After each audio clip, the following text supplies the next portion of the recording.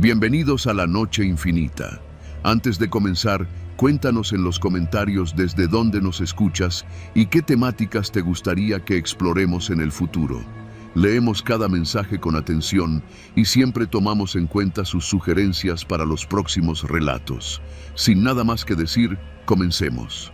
Me llamo Elías Solano y serví durante más de 20 años en las Fuerzas Armadas. Llegué a ser teniente coronel antes de pedir mi baja voluntaria, pero esta historia no ocurrió cuando ya estaba retirado. Number. Ocurrió cuando aún llevaba el uniforme con orgullo, cuando aún creía, de manera ingenua, que estábamos haciendo lo correcto. Los hechos sucedieron en el año 2017, en el municipio de Sabinas Hidalgo, Nuevo León, justo en una zona donde la carretera nacional parece perderse entre cerros secos, pinos dispersos y gasolineras olvidadas por la modernidad.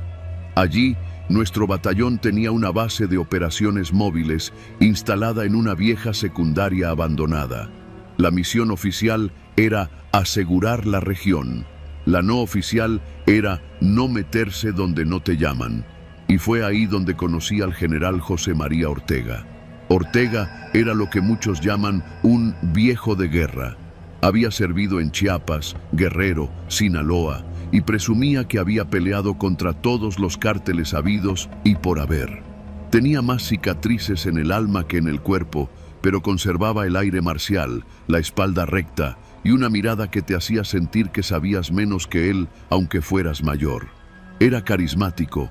Hablaba con palabras de rancho mezcladas con frases de campaña política y tenía un dicho que repetía frente a sus hombres, con el pecho inflado como gallo en corral ajeno. Aquí nadie toca al pueblo, porque mientras estemos nosotros, esta tierra se respeta, y al que no le guste, se lo lleva la chingada. La tropa lo adoraba. Los mandos medios le rendían pleitesía. Yo no sabía qué pensar. Las cosas empezaron a oler mal un miércoles por la noche. Recuerdo el día porque era el cumpleaños de un soldado que le decíamos El Morro, y Ortega ordenó que se asara carne en el patio. Desde temprano, la cocina militar se llenó de humo y olor a carbón. El general, whisky en mano, algo que no estaba permitido en zona activa, pero nadie se lo impedía, hablaba con nosotros, sus hijos de campaña, como decía él. ¿Saben por qué los pueblos pierden la guerra contra el crimen?, preguntó, ya medio borracho. Porque no tienen quien les defienda. Pero mientras yo esté aquí, esta tierra no se rinde. La frase provocó aplausos. Sí, mi general, gritaban los más jóvenes. Yo solo asentí, incómodo, porque esa misma tarde vi cómo llegaban 2 camionetas Suburban con placas de Coahuila, polarizadas. De una bajaron a un tipo moreno, ancho, con camisa vaquera y botas de piel de avestruz. Lo llamaban el ingeniero. Entró al aula donde Ortega despachaba como si fuera su sala, y media hora después salió sonriendo, con un puro en la boca. Esa misma aula fue acordonada por 2 soldados armados durante la visita. Uno de los soldados que resguardaban la puerta, un cabo llamado Mesa, me confesó en voz baja. Mi teniente, yo vi cuando le dieron un sobre, 2, grandes, con ligas y todo. No eran papeles, era lana. Esa fue la primera vez que lo vi claro. El general hablaba bonito, sí. Frente a la tropa era un cabrón de honor. Pero por las noches, cuando todos dormían, recibía sobres del narco. Y el trato era sencillo. Ustedes no se meten, nosotros no matamos a nadie del pueblo. Un pacto de no agresión que pintaba de orden lo que era simple control. Con el tiempo, las señales se volvieron imposibles de ignorar. Un día, los soldados descubrieron por error una bodega repleta de armas en un rancho al sur del municipio. Yo mismo di la orden de asegurar el perímetro. Avisé al general. Retírese, teniente. Ese rancho está bajo supervisión, me dijo por radio, sin más. Mi general, encontramos más de 100 rifles de asalto. Hay uniformes tácticos y una lista con nombres. Silencio. Luego, con voz más baja. Lo que le estoy diciendo es que se retire. Esa orden viene de más arriba. Esa noche no pude dormir. porque entre los nombres de esa lista encontré el de un niño de 15 años que había sido ejecutado 2 semanas antes en la plaza del pueblo. Yo fui al velorio, vi a la madre llorar. El chico era limpiavidrios, nada más. Una semana después, me llamaron al aula del general. Estaba solo. En el escritorio había una botella de whisky abierta y una caja de puros a medio acabar. Me ofreció uno. No acepté. Mire, Elías, me dijo, dejando de lado el protocolo. No lo llamé aquí para regañarlo. Usted es buen elemento, inteligente, pero tiene que entender cómo funcionan las cosas acá. No entiendo por qué dejamos ir esa bodega, mi general. Porque hay cosas que no se tocan, teniente.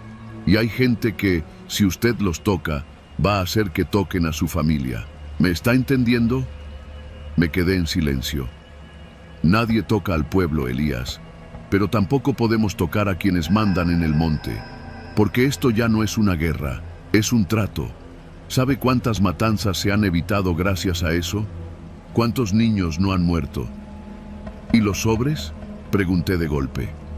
No pude evitarlo. Me miró fijo. Luego sonrió con tristeza. Esos son para el uniforme, para los muchachos, para que el sistema no los hunda. No le digo que es justo, le digo que es necesario. Después de esa noche, todo cambió. La tropa empezó a notar mi distancia con Ortega. Yo ya no saludaba con efusividad, no me quedaba a las carnes asadas, no tomaba café en el aula, y cuando llegaron más sobres, ya ni siquiera se molestaban en esconderlos. Lo que sí me molestó, y me marcó de por vida, fue el caso de un campesino llamado Vicente, que denunciaba que los halcones del narco le robaban la cosecha de maíz. Fue personalmente al cuartel. Yo lo recibí. Me pidió ayuda. Mi general dijo que nadie toca al pueblo, me repitió con fe ciega. Yo soy el pueblo, y me están chingando. Le prometí que haría algo. A la mañana siguiente, encontraron a Vicente colgado en su parcela. No hubo prensa, no hubo investigación, solo una nota escrita en cartulina. Así mueren los que se meten donde no deben. Ese mismo día pedí mi cambio de adscripción. No me lo autorizaron. Una semana después, denuncié anónimamente al general ante la Fiscalía Militar. Me arriesgué. Di nombres, fechas, grabaciones, todo. La respuesta tardó 3 meses. Cuando llegó, fue a través de una llamada. Elías Solano, ya no tiene futuro en este cuerpo. Le sugerimos tramitar su baja voluntaria. Lo hice. Nunca nadie procesó al general Ortega. Se retiró 2 años después con honores. Dio discursos en escuelas militares. Escribió un libro sobre la ética del mando en zonas de conflicto. A veces lo entrevistan en programas de televisión local. Siempre repite su frase estrella. Mientras yo estuve allí, nadie tocó al pueblo. Y yo, desde mi casa en Monterrey, lo escucho en silencio, con las manos temblorosas, porque sé cuántos murieron mientras él decía proteger, porque sé cuántos sobres cruzaron esa puerta, y porque sé que el verdadero enemigo no venía del monte, sino del escritorio de al lado.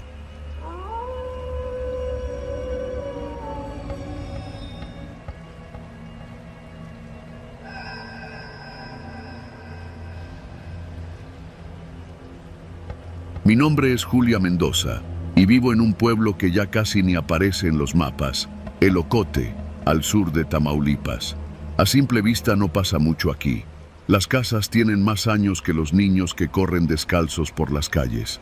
Hay una iglesia vieja con campanas que ya no suenan, un mercado medio abandonado y una sola secundaria. Pero debajo de ese silencio espeso hay algo que todos conocemos y nadie dice en voz alta: aquí mandan otros. Y no me refiero al gobierno. Mi hijo Emiliano tenía 19 años cuando desapareció. Era el menor de mis 3 hijos, el único que todavía dormía en casa, el único que me abrazaba antes de salir. No era malandro ni vago. Trabajaba en una vulcanizadora a la entrada del pueblo y en ratos libres ayudaba en la tiendita del señor Silvano. Le decían el güero, porque era más claro que los demás, aunque de ojos oscuros, como yo. Una tarde de julio, justo después del aguacero, Emiliano salió a comprar tortillas y no regresó. Primero pensé que se había ido con los amigos, pero pasaron las horas, cayó la noche y nada. Salí a buscarlo. Fui a la tienda, a la Vulca, al campo de fútbol. Nadie lo había visto. Nadie sabía nada. Fui a la comandancia, si es que se le puede llamar así. 2 cuartos en ruinas y un policía dormido con el uniforme desabrochado. Me dijo que seguro se había ido con una morrita, que regresara al rato.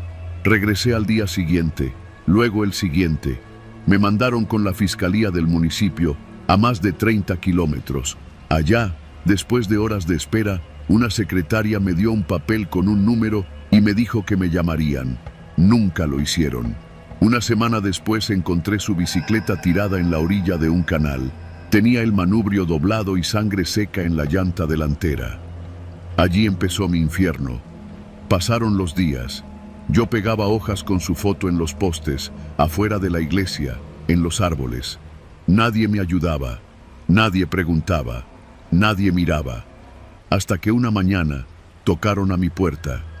3 hombres con uniforme del ejército, un sargento, un cabo y un soldado más joven que Emiliano.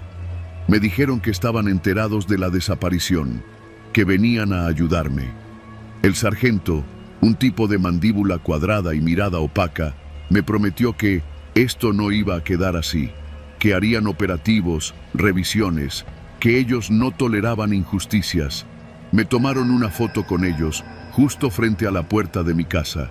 Uno de ellos me pidió que sonriera. Yo no sonreí. El mismo día, en la noche, empecé a escuchar los motores.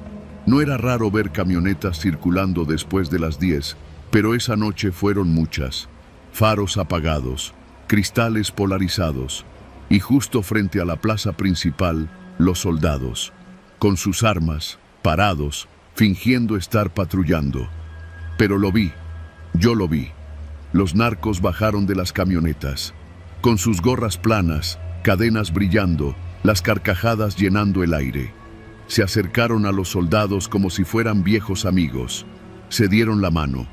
Uno sacó una botella de Buchanan's y brindaron ahí mismo, riéndose. El sargento, el mismo que me prometió justicia esa mañana, se sirvió primero. Me escondí detrás de una cortina y vi todo. Luego me fui al cuarto y lloré tan bajito como pude. Mis otros hijos ya estaban casados, pero vinieron en cuanto les conté.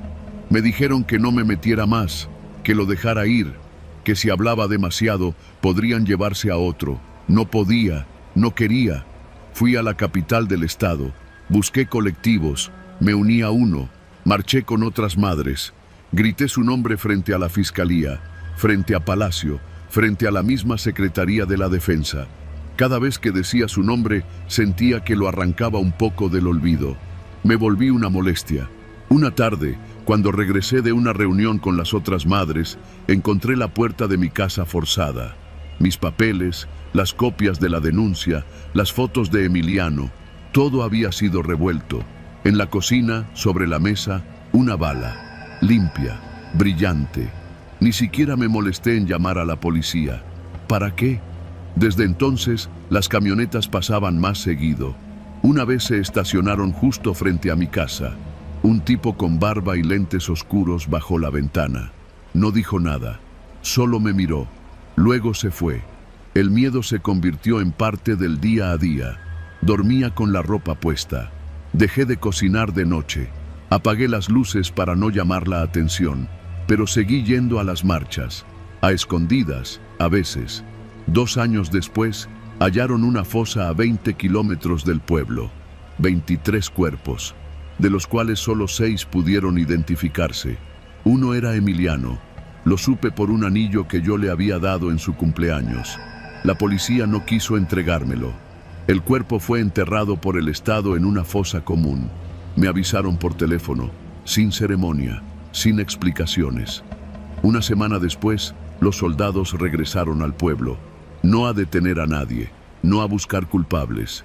Venían a vigilar por las elecciones.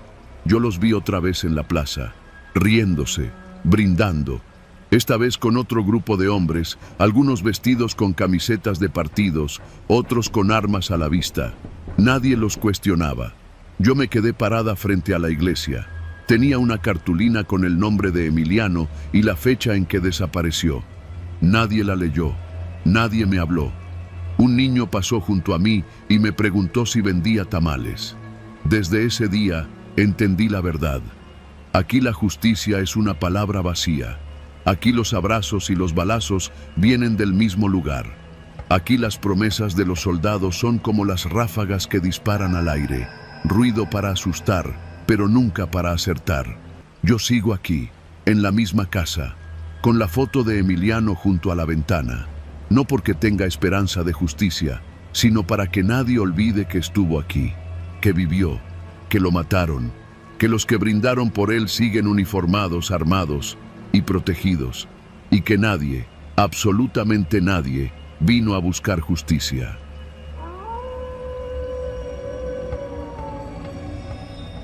Me llamo Julián, tengo 58 años y nací en un ranchito enclavado en la sierra de Sinaloa, entre el Palmarito y el Saus. Toda mi vida me he dedicado al campo. No tengo escuela, pero sé moverme entre los surcos y el monte como cualquier venado. Lo que les voy a contar no lo escuché de nadie, no me lo inventé ni lo soñé. Me pasó, y desde entonces ya no subo solo a la brecha del aguaje. Era finales de octubre, temporada en la que la tierra huele a hoja seca y todo cruje bajo las botas. Yo tenía que subir a revisar un bebedero que usamos para el ganado. Está como a 1 hora caminando desde mi casa, en una lomita que da vista al cañón. Esa parte del monte está sola. Antes subían militares, pero últimamente no se miraba ni un alma. Según decían, los narcos andaban bravos por esos rumbos, y uno ya sabe que cuando la sierra está en calma, es porque algo la está sosteniendo en silencio. Esa mañana me levanté antes de que clareara. Cargué el burro con un saco de sal, mi machete y la radio portátil con la que a veces agarro señal para oír a los otros rancheros. El aire estaba frío y las estrellas seguían bien plantadas arriba. No me llevé escopeta, no pensé que fuera a necesitarla.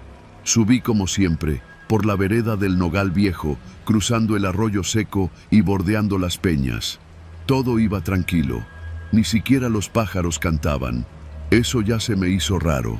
Cuando llegué al aguaje, me encontré con que el bebedero estaba casi lleno, pero las huellas del ganado eran viejas.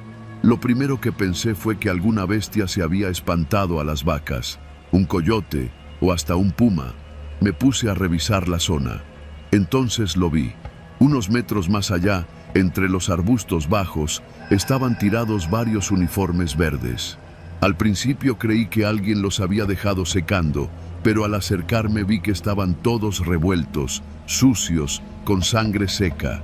Eran uniformes militares, con las insignias todavía cosidas. Uno de ellos tenía incluso el casco puesto, doblado de lado como si se lo hubieran arrancado de un golpe. Me agaché a revisar con el machete en la mano. No había cuerpos, solo la ropa, botas, cinturones, cartucheras vacías y 2 radios. Radios de los grandes, de esos que cargan los soldados en la espalda. Uno de ellos estaba completamente destrozado. El otro, ese seguía encendido. Emitía un ruido de estática y entre el chasquido se oía una voz rezando. Clarito. Alguien decía el Padre Nuestro, una y otra vez, como si se hubiera quedado trabado en una grabación. Pero no era una voz artificial. Era un hombre, con acento norteño, con voz ronca y suplicante. Padre nuestro que estás en el cielo, líbranos del mal. Me quedé helado. No había señal de batalla, ni casquillos, ni sangre fresca. Solo esa ropa militar, las radios y ese rezo pegado como un lamento eterno. Quise apagar el radio, pero apenas lo toqué, cambió de frecuencia solo. Ahora se escuchaba una conversación entrecortada. Eran códigos, palabras que no entendía, gritos, y luego, de nuevo, el rezo. Retrocedí. El monte entero se sentía diferente. No corría el viento, no se movía nada. El burro que había amarrado más atrás empezó a rebuznar. Lo llamé con un silbido, pero no se movió. Solo pataleaba en seco, como si oliera algo. Entonces escuché pasos. Lo juro por mi madre, que en paz descanse. Pasos. No los míos, no del burro. pasos pesados, como botas pisando hojas secas, allá abajo, por la vereda de entrada. Me agaché instintivamente y apagué mi radio. No quise que nadie supiera que yo estaba ahí. Me escondí entre las piedras, a unos 20 metros del claro donde estaban los uniformes. Los pasos se acercaban. Luego, silencio. Desde donde estaba no alcanzaba a ver nada, pero lo sentía. Era esa clase de silencio que pesa. El burro ya no rebuznaba. Lo escuché correr, jalando la cuerda hasta que se soltó. Y yo seguí agachado, sin atreverme a moverme. Entonces vi una silueta. Era un hombre, alto, flaco, con el rostro tapado por un pasamontañas negro. Vestía como civil, pero traía chaleco táctico y un rifle largo colgado del pecho. Se agachó frente a los uniformes y recogió uno. Lo olió, lo revisó y luego pateó el casco como si le diera asco. Habló por radio. «Ya están como dijiste, los dejaron tirados, no hay ni uno vivo». Una voz respondió al otro lado. No la entendí bien, pero sonaba calmada, como de mando. El hombre volvió a hablar. «Aquí no hay nada más, pero el radio sigue sonando, como si alguien lo estuviera sosteniendo todavía». No quise oír más. Me deslicé por el borde de la piedra y empecé a bajar como pude, casi gateando.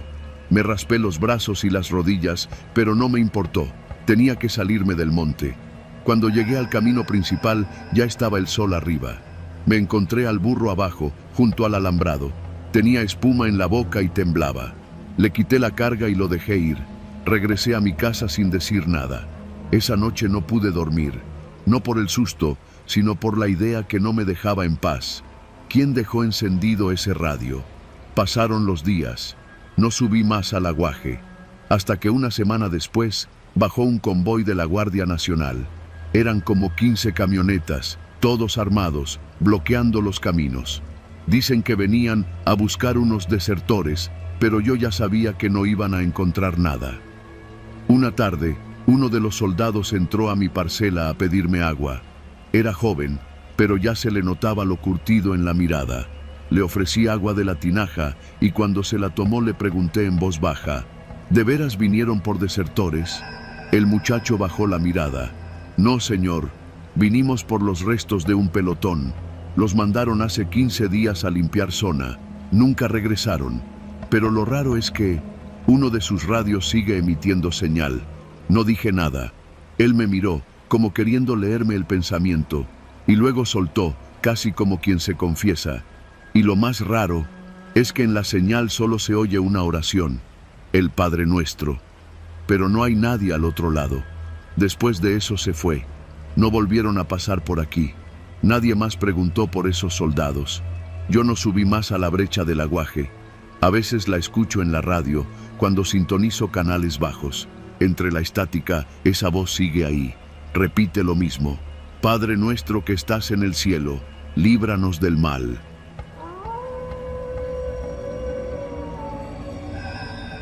No voy a decir mi nombre ni la región exacta. Ya aprendí que en este país hay cosas que es mejor guardar entre los dientes, aunque te carcoman la lengua por dentro. Solo diré que esto ocurrió en la Sierra de Guerrero, en una zona donde el monte es tan espeso que puedes perderte a 3 metros de distancia y ni Dios te encuentra. No soy soldado, nunca lo fui. Fui guía, un campesino más con la mochila al hombro que alguna vez se dejó convencer por el ejército para ayudar con labores de inteligencia, como le dicen ellos. A mí me decían el Cuervo. Nadie me preguntó si quería ser parte de esa guerra. Solo me vi metido en ella, porque acá, en los cerros, o eres del gobierno o eres del narco. Y si tratas de quedarte en medio, te mueres solo, sin que nadie te reclame. Esa tarde habíamos subido con un pelotón de 13 elementos. Iban con uniforme completo, botas nuevas y caras de morros recién salidos del cuartel. Yo era el único civil. Conocía cada vereda, cada escondite entre las piedras. Mi trabajo era guiarlos hasta donde, según la información que me dieron, se escondía una célula del Cártel del Sur. Subimos sin ruido, como se debe. El calor apretaba, pero el miedo más.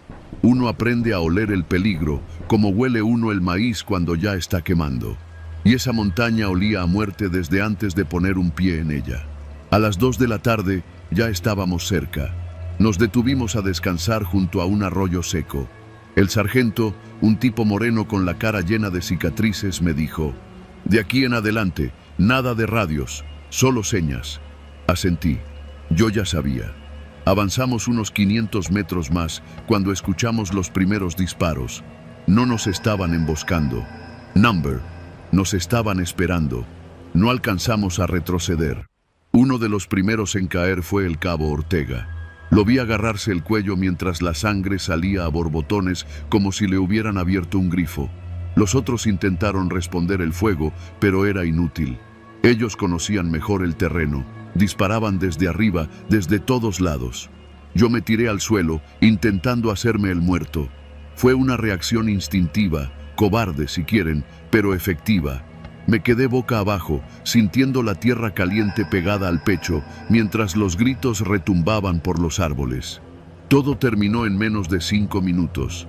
El tiroteo cesó y lo que vino después fue peor. Escuché pasos, risas, voces con acento costeño. Uno de ellos dijo: «Tráelos a todos, vamos a ponerlos a cantar». No entendí en ese momento. Luego sí. Me agarraron del brazo y me alzaron. Me puse a gritar que yo era civil, que solo era guía, pero no me escucharon. Uno me dio un culatazo en la espalda y caí de rodillas. Nos formaron en una fila, amarrándonos las manos con alambres. Éramos 7 los que habíamos sobrevivido. El resto quedó tirado, algunos con la cara irreconocible. «Vamos a marchar, perros», dijo uno de ellos, un tipo flaco con sombrero vaquero y ojos de loco. «Y van a cantar el himno nacional». Los soldados se miraron entre ellos. Uno de ellos, un chavo que no debía tener más de 20 años, comenzó a cantar con voz temblorosa: «Mexicanos, al grito de guerra». Y caminamos, uno detrás de otro. Cada vez que alguien dejaba de cantar, se escuchaba un disparo y uno menos seguía la marcha. Yo iba al final de la fila. Intentaba mover los labios, pero no me salía la voz. No sabía qué hacer. Me sentía al borde de desmayarme. La tierra se movía bajo mis pies. Los árboles parecían cerrarse sobre nosotros. El primer soldado cayó a los 5 minutos. Le dieron en la nuca. Cayó de rodillas, luego de cara al suelo. Nadie dijo nada. Solo seguimos marchando, cantando, temblando. El segundo intentó correr. Lo atraparon. Le dispararon en las piernas y luego lo remataron frente a todos. «Si uno corre, los demás pagan», gritó uno de los sicarios. Yo sentía que el corazón me iba a explotar. No sabía qué hacer. No era soldado, pero ellos no iban a hacer diferencias. Había subido con los militares. Ya estaba marcado. Entonces uno de los narcos me miró fijamente. Era un tipo joven, con la barba mal afeitada y una pistola en la mano. Me señaló y dijo: «Ese no canta, ese no es militar». Se acercó. Me tomó del cuello de la camisa. Me olió. «¿Eres guía?». Asentí. La voz no me salía. «¿De dónde eres?». Le dije el nombre de mi comunidad. Me vio con extrañeza. «Conozco a tu tío. Trabaja con nosotros». Ahí fue cuando vi la luz más tenue entre toda esa oscuridad. Era cierto. Mi tío había trabajado años con ellos. No como sicario, pero sí como transportista. Alguien que les movía cosas entre pueblos. «No sabía que andabas con los verdes».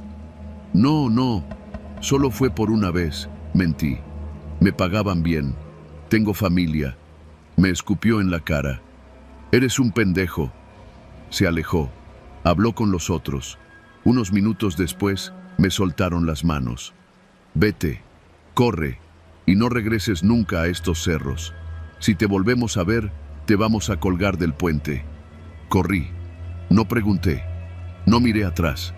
Bajé la sierra como alma que lleva el diablo, con los pantalones rotos y la espalda sangrando. Vomité 2 veces en el camino. Me rasgué las plantas de los pies. No me importó. Solo quería alejarme de esa fila que seguía cantando, cada vez más baja, cada vez con menos voces.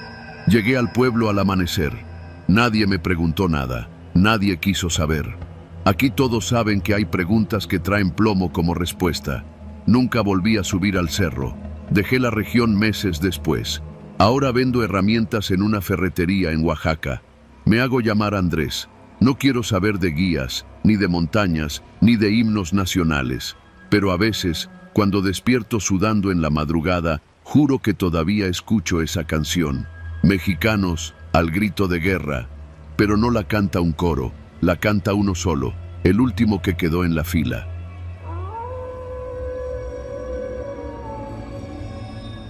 Me llamo Víctor, tengo 26 años y durante casi 3 años fui parte del grupo de tiradores de precisión en un batallón del norte de México, cerca de Culiacán. Para no dar detalles que me puedan seguir, no diré el nombre del campo ni del regimiento, pero quienes han estado ahí sabrán de qué hablo. Me alisté cuando tenía apenas 20 años, después de que mataran a mi hermano menor por una deuda con gente que, según decían, no perdonaba ni un peso. Yo no quería venganza, pero sí algo que me ayudara a no sentirme tan inútil. Durante los primeros meses, todo fue como lo esperaba. Disciplina, rutinas, disparos, limpieza, comida insípida. Pero al cabo de un año, cuando me seleccionaron para entrenamiento especial como tirador, empecé a notar cosas raras. No en el entrenamiento en sí, sino en lo que pasaba después. Cada semana, sin falta, llegaban camionetas blindadas, algunas con placas falsas, otras sin placas, directo hasta las áreas donde practicábamos. Bajaban tipos bien vestidos, con lentes oscuros, y a veces incluso traían mujeres. Los oficiales nunca decían nada. Nosotros sabíamos que no debíamos preguntar. A los mejores les hacían propuestas, así lo llamaban ellos. A mí me llegó la primera a los 21 años. Un hombre llamado Rigoberto, que se presentó como consultor externo, me sacó del comedor un viernes por la tarde.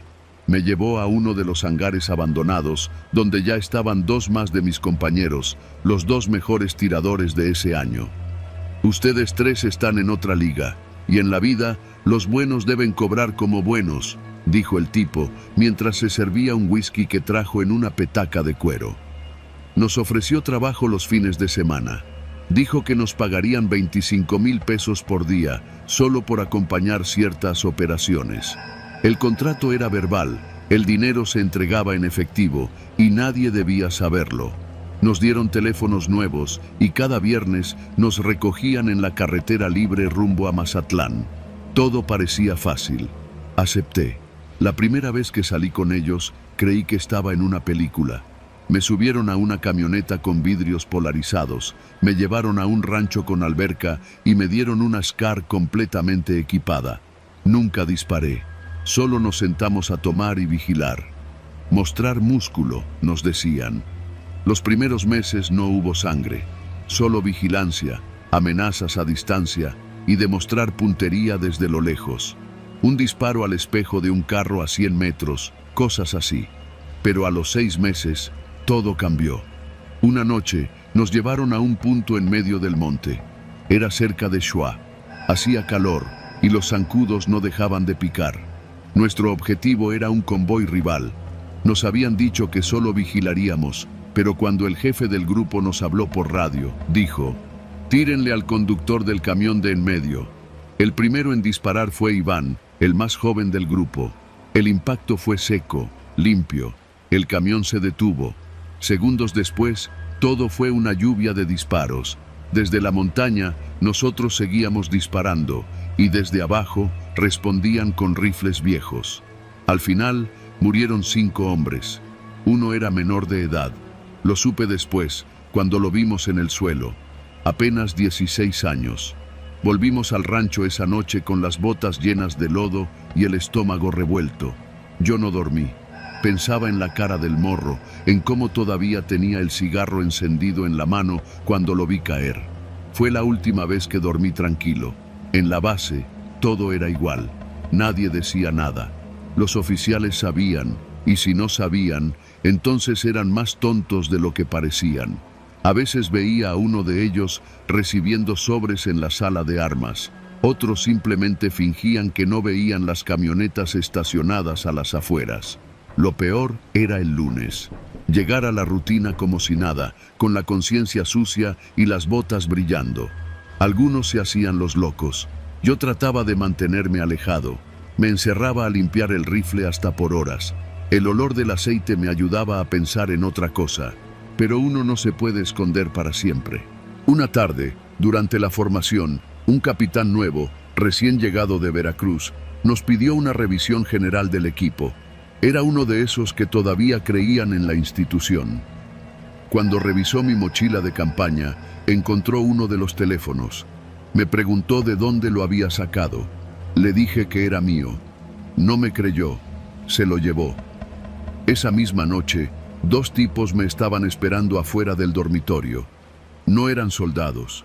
No los había visto antes. Me tomaron del brazo y me llevaron a una de las bodegas. Ahí estaba Rigoberto. ¿Tú quieres que te maten como tu hermano?, me dijo, sin levantar la voz. No dije nada. No se te ocurra hablar. El capitán ya tiene los días contados. No metas la pata. Tú ya estás adentro. Y sí, el capitán duró una semana. Dicen que pidió su cambio por asuntos personales. Otros dicen que lo amenazaron directamente. Yo creo que fue una mezcla de las 2 cosas. Desde entonces, no volví a cuestionar nada, al menos en voz alta. El problema fue que empecé a sentirme vacío. Cada fin de semana me volvía alguien más. Me pagaban, sí. Compré una moto, una casa para mi madre, hasta un terreno. Pero las noches eran cada vez más pesadas. Me despertaba con el corazón acelerado, soñando que alguien me disparaba por la espalda. Me sentía vigilado todo el tiempo. Una noche, en plena operación en Sonora, nos traicionaron. Nos emboscaron cerca de Navojoa. Perdimos a 2 del equipo. Uno de ellos murió con los ojos abiertos, todavía con la mira del rifle en el ojo. Yo logré escapar arrastrándome entre las piedras. Esa noche, juré no volver. Pero no es tan fácil. Dije que estaba enfermo. Falsifiqué un diagnóstico con la ayuda de un amigo médico y solicité mi baja por problemas respiratorios. Me la dieron. Salí por la puerta principal con todos mis papeles en regla, una mochila y el miedo trepado en el lomo como un animal que ya no se va a bajar nunca. Han pasado más de 6 meses desde entonces. Vivo en un pueblo cerca de Hermosillo. Trabajo en una cerrajería. Nadie sabe quién fui. Nadie sabe lo que hice. Pero cada vez que escucho una camioneta con vidrios oscuros pasar por la calle, siento que algo dentro de mí se paraliza. Tengo el rifle enterrado en el terreno baldío detrás de mi casa. El teléfono lo tiré al mar en un viaje rápido que hice a Guaymas. No quiero saber nada de eso. Pero anoche alguien tocó mi puerta. No abrí. Solo escuché una voz, grave, tranquila, como la de Rigoberto. Víctor, hace mucho que no tiras. No he dormido desde entonces. Y no sé si esta historia que te cuento es una confesión o un adiós.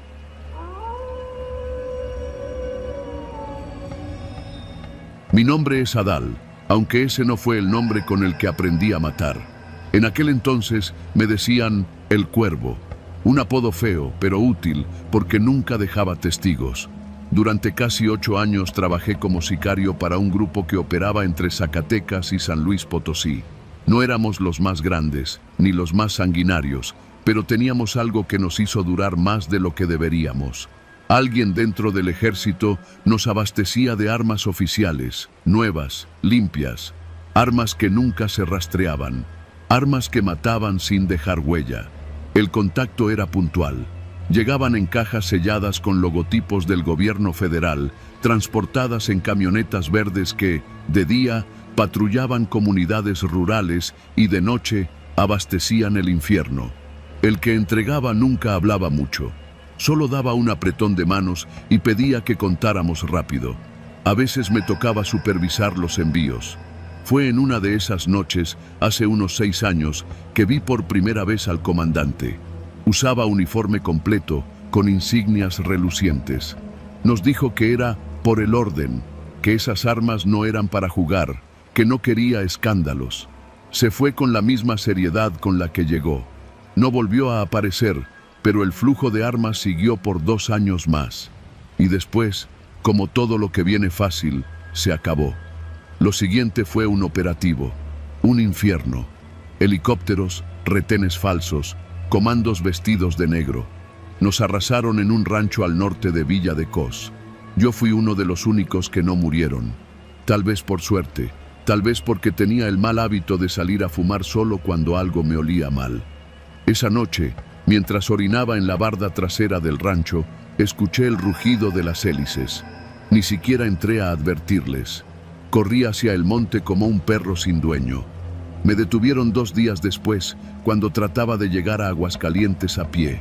Estaba flaco, quemado por el sol y con la conciencia embarrada de miedo. Me agarraron en un retén y me esposaron sin preguntarme el nombre. En la Delegación Federal de San Luis me metieron en una celda helada, con paredes color moco y un foco parpadeante que me hizo pensar que la tortura iba a ser lenta. Pero nunca llegó. En vez de eso, me ofrecieron un trato: hablar, colaborar, sobrevivir. Acepté. Pasé los siguientes años en el infierno lento del sistema judicial. Testifiqué, inventé, escondí nombres, negocié como quien camina sobre una tabla flotando en agua sucia. Me reubicaron en el norte, en Durango, con una nueva identidad y un trabajo de mierda como despachador de gasolina en la madrugada. Tenía que reportarme con un tipo cada 15 días, firmar unos papeles, hacerme pasar por otro. Pensé que ya lo había superado, que la violencia había quedado detrás, hasta esta semana. Estaba sentado en la sala de espera del IMSS en Gómez Palacio, sudando con el uniforme grasoso de la gasolinera cuando los vi entrar. 4 militares. Uno de ellos caminaba al frente, con paso de dueño. Se detuvo en el pasillo y pidió hablar con la dirección. Su voz era igual, pero más ronca. El uniforme tenía más estrellas. Su rostro estaba más viejo, la mandíbula apretada por los años. Pero no había duda. Era él, el mismo comandante que me vendía armas, el mismo que hizo negocios con nosotros mientras patrullaba ranchos con discursos de orden. Me paré sin pensar y me metí al baño. No era miedo, era instinto. Me vi en el espejo y apenas me reconocí. El cuervo, el de antes, habría agarrado una navaja y salido a degollarlo frente a todos. Pero ya no era él. O al menos eso me repetía cada noche mientras fumaba a escondidas detrás de la gasolinera. Salí 10 minutos después, fingiendo normalidad. Me senté de nuevo, pero ya no podía pensar en nada más. Él estaba ahí, y si me reconocía todo se iba al carajo. No lo hizo ese día, pero me empezó a ver. Días después, lo vi de nuevo. Esta vez, en el Oxxo de la Avenida Victoria. Iba solo, en ropa civil, comprando cigarros. Pasó junto a mí y su mirada se detuvo. No dijo nada, pero su ceja izquierda se arqueó. Una mínima reacción, como si algo se le revolviera en el fondo de la memoria. Pasaron 2 semanas. Cada noche me costaba más dormir. Empecé a tomar de nuevo. Me volví paranoico. Miraba por la ventana cada vez que escuchaba un motor. Hasta que sucedió. Una madrugada, un Tsuru sin placas se estacionó frente a mi casa. 4 tipos bajaron. Me eché por la ventana trasera y corrí.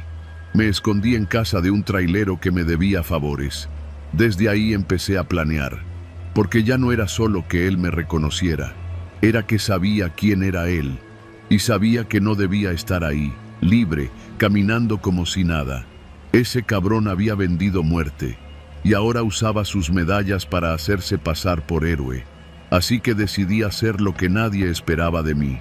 Fui a la fiscalía, puse una denuncia anónima, aporté copias de recibos, videos, nombres, rutas de entrega, detalles que solo alguien de adentro podía saber. No sé si pensaron que era un exmilitar, un rival o un político, pero funcionó. La semana pasada lo detuvieron. Lo sacaron de su oficina mientras daba una rueda de prensa en Torreón. Lo esposaron frente a los medios. Le quitaron las insignias en cámara. Los periódicos dijeron que era por corrupción y desvío de recursos. Nada dijeron sobre las armas, ni sobre los muertos. Pero yo sabía, y él también. Hace 2 días me llamaron de un número desconocido. Respondí con miedo. Nadie había hablado en años. Una voz me dijo: «Lo encontraste antes que nosotros». Colgué. No sé si eran los míos de antes o los nuevos, pero entendí el mensaje. La guerra nunca se acaba, solo cambia de nombres, de banderas, de comandantes. Sigo en Durango, mismo trabajo, mismo sueldo miserable, pero ahora duermo un poco mejor, aunque cada noche, antes de cerrar los ojos, reviso por la ventana, por si vuelve.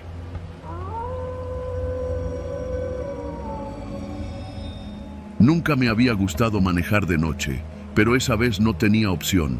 Salí de Fresnillo pasadas las 8 con destino a Torreón. Me urgía llegar antes del amanecer, y aunque sabía que cruzar esa parte del norte de Zacatecas a deshoras era jugársela, me dije que si me iba por la libre y sin paradas innecesarias, llegaría bien. El tramo entre Sombrerete y San Pedro era un páramo, pura carretera negra y recta, sin curvas, sin gente, sin vida. Solo yo, mi Jetta viejo y una línea interminable de asfalto que parecía no tener fin. El radio no agarraba señal. La música descargada en mi teléfono se había acabado y el silencio comenzó a volverse un enemigo. A eso de las 11 pasé un retén militar a la altura de Chalchihuites. Todo tranquilo. Me pidieron abrir la cajuela, revisaron sin mucha prisa y me dejaron seguir. Lo raro fue que el soldado que me revisó, antes de dejarme ir, me dijo algo que me sonó más como advertencia que como cortesía. Maneje derecho, jefe, y no se detenga por nada, ¿sí? Lo miré, esperando que dijera algo más, pero solo me dio una palmada en el cofre y se alejó. Me subí de nuevo y seguí. A los pocos kilómetros me metí en un tramo más oscuro. No había ni un solo foco público. Los faros del coche apenas iluminaban unos 10 metros al frente y el resto era oscuridad pura, como si el mundo hubiera dejado de existir más allá del cristal. Fue en ese tramo donde pasó. Primero vi luces, faros potentes que venían a lo lejos, en sentido contrario. Al principio creí que era una sola camioneta, pero conforme se acercaban noté que eran varias, muchas, como mínimo 5 o 6. Venían en fila india, a toda velocidad, pero de forma organizada. Todos los vehículos eran negros, sin placas visibles y con torretas de luz apagadas. Uno tras otro, cruzaban el silencio como espectros de metal. Reducí la velocidad sin frenar por completo. Había algo en la manera en que venían que me puso tenso. Me pegué al acotamiento, dejándoles toda la carretera libre. Fue entonces que vi que no venían solos. Atrás de esa caravana, con unos 200 metros de distancia, venía otro grupo.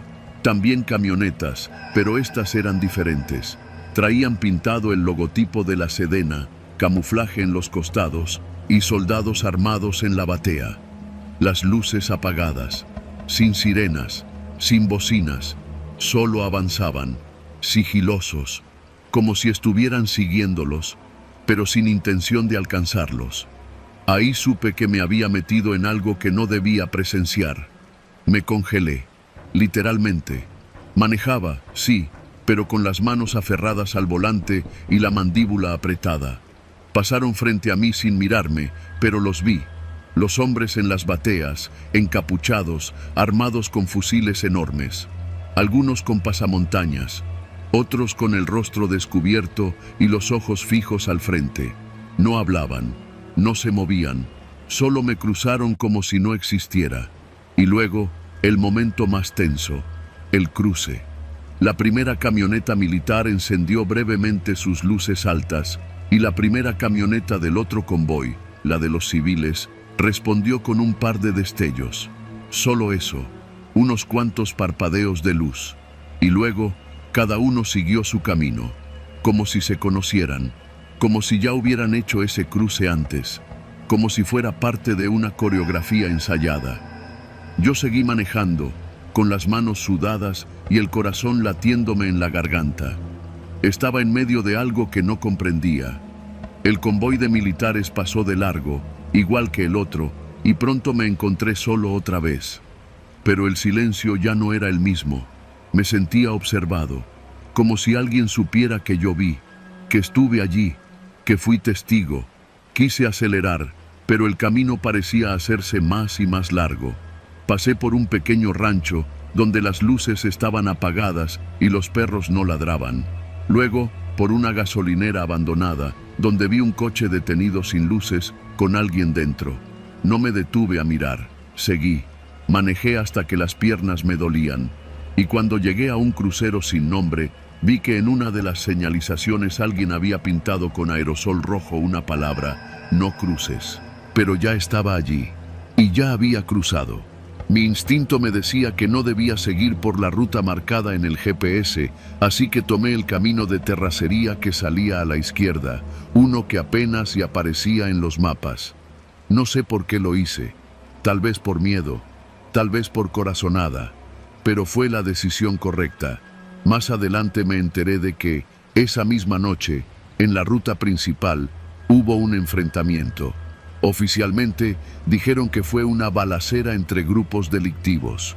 No lo mencionaron en las noticias nacionales, solo apareció en portales locales. Y ni una sola palabra sobre los convoyes. Tampoco mencionaron que esa carretera, desde hacía tiempo, era usada como corredor por ambos bandos. Ni que los militares muchas veces dejaban pasar a los narcos sin tocarlos, a cambio de no estorbar sus rutas. Lo supe por un amigo periodista. Uno que ya no está. Desapareció el año pasado. Desde entonces, evito manejar de noche. Ya no me fío de ninguna carretera, menos en el norte. Menos cuando las luces aparecen y desaparecen como si fueran guiños entre fantasmas. Porque si algo aprendí esa noche, es que en este país, a veces, los peores miedos no vienen del más allá. Vienen de aquí, de los que tienen armas, poder y silencio. Y lo peor es que ni siquiera necesitan dispararte para dejarte marcado para siempre.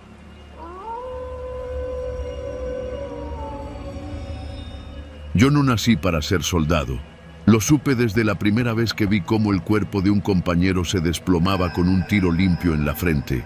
Pero no hay muchas opciones cuando naces en un ejido olvidado del norte de Zacatecas, donde lo único que crece es la desesperanza.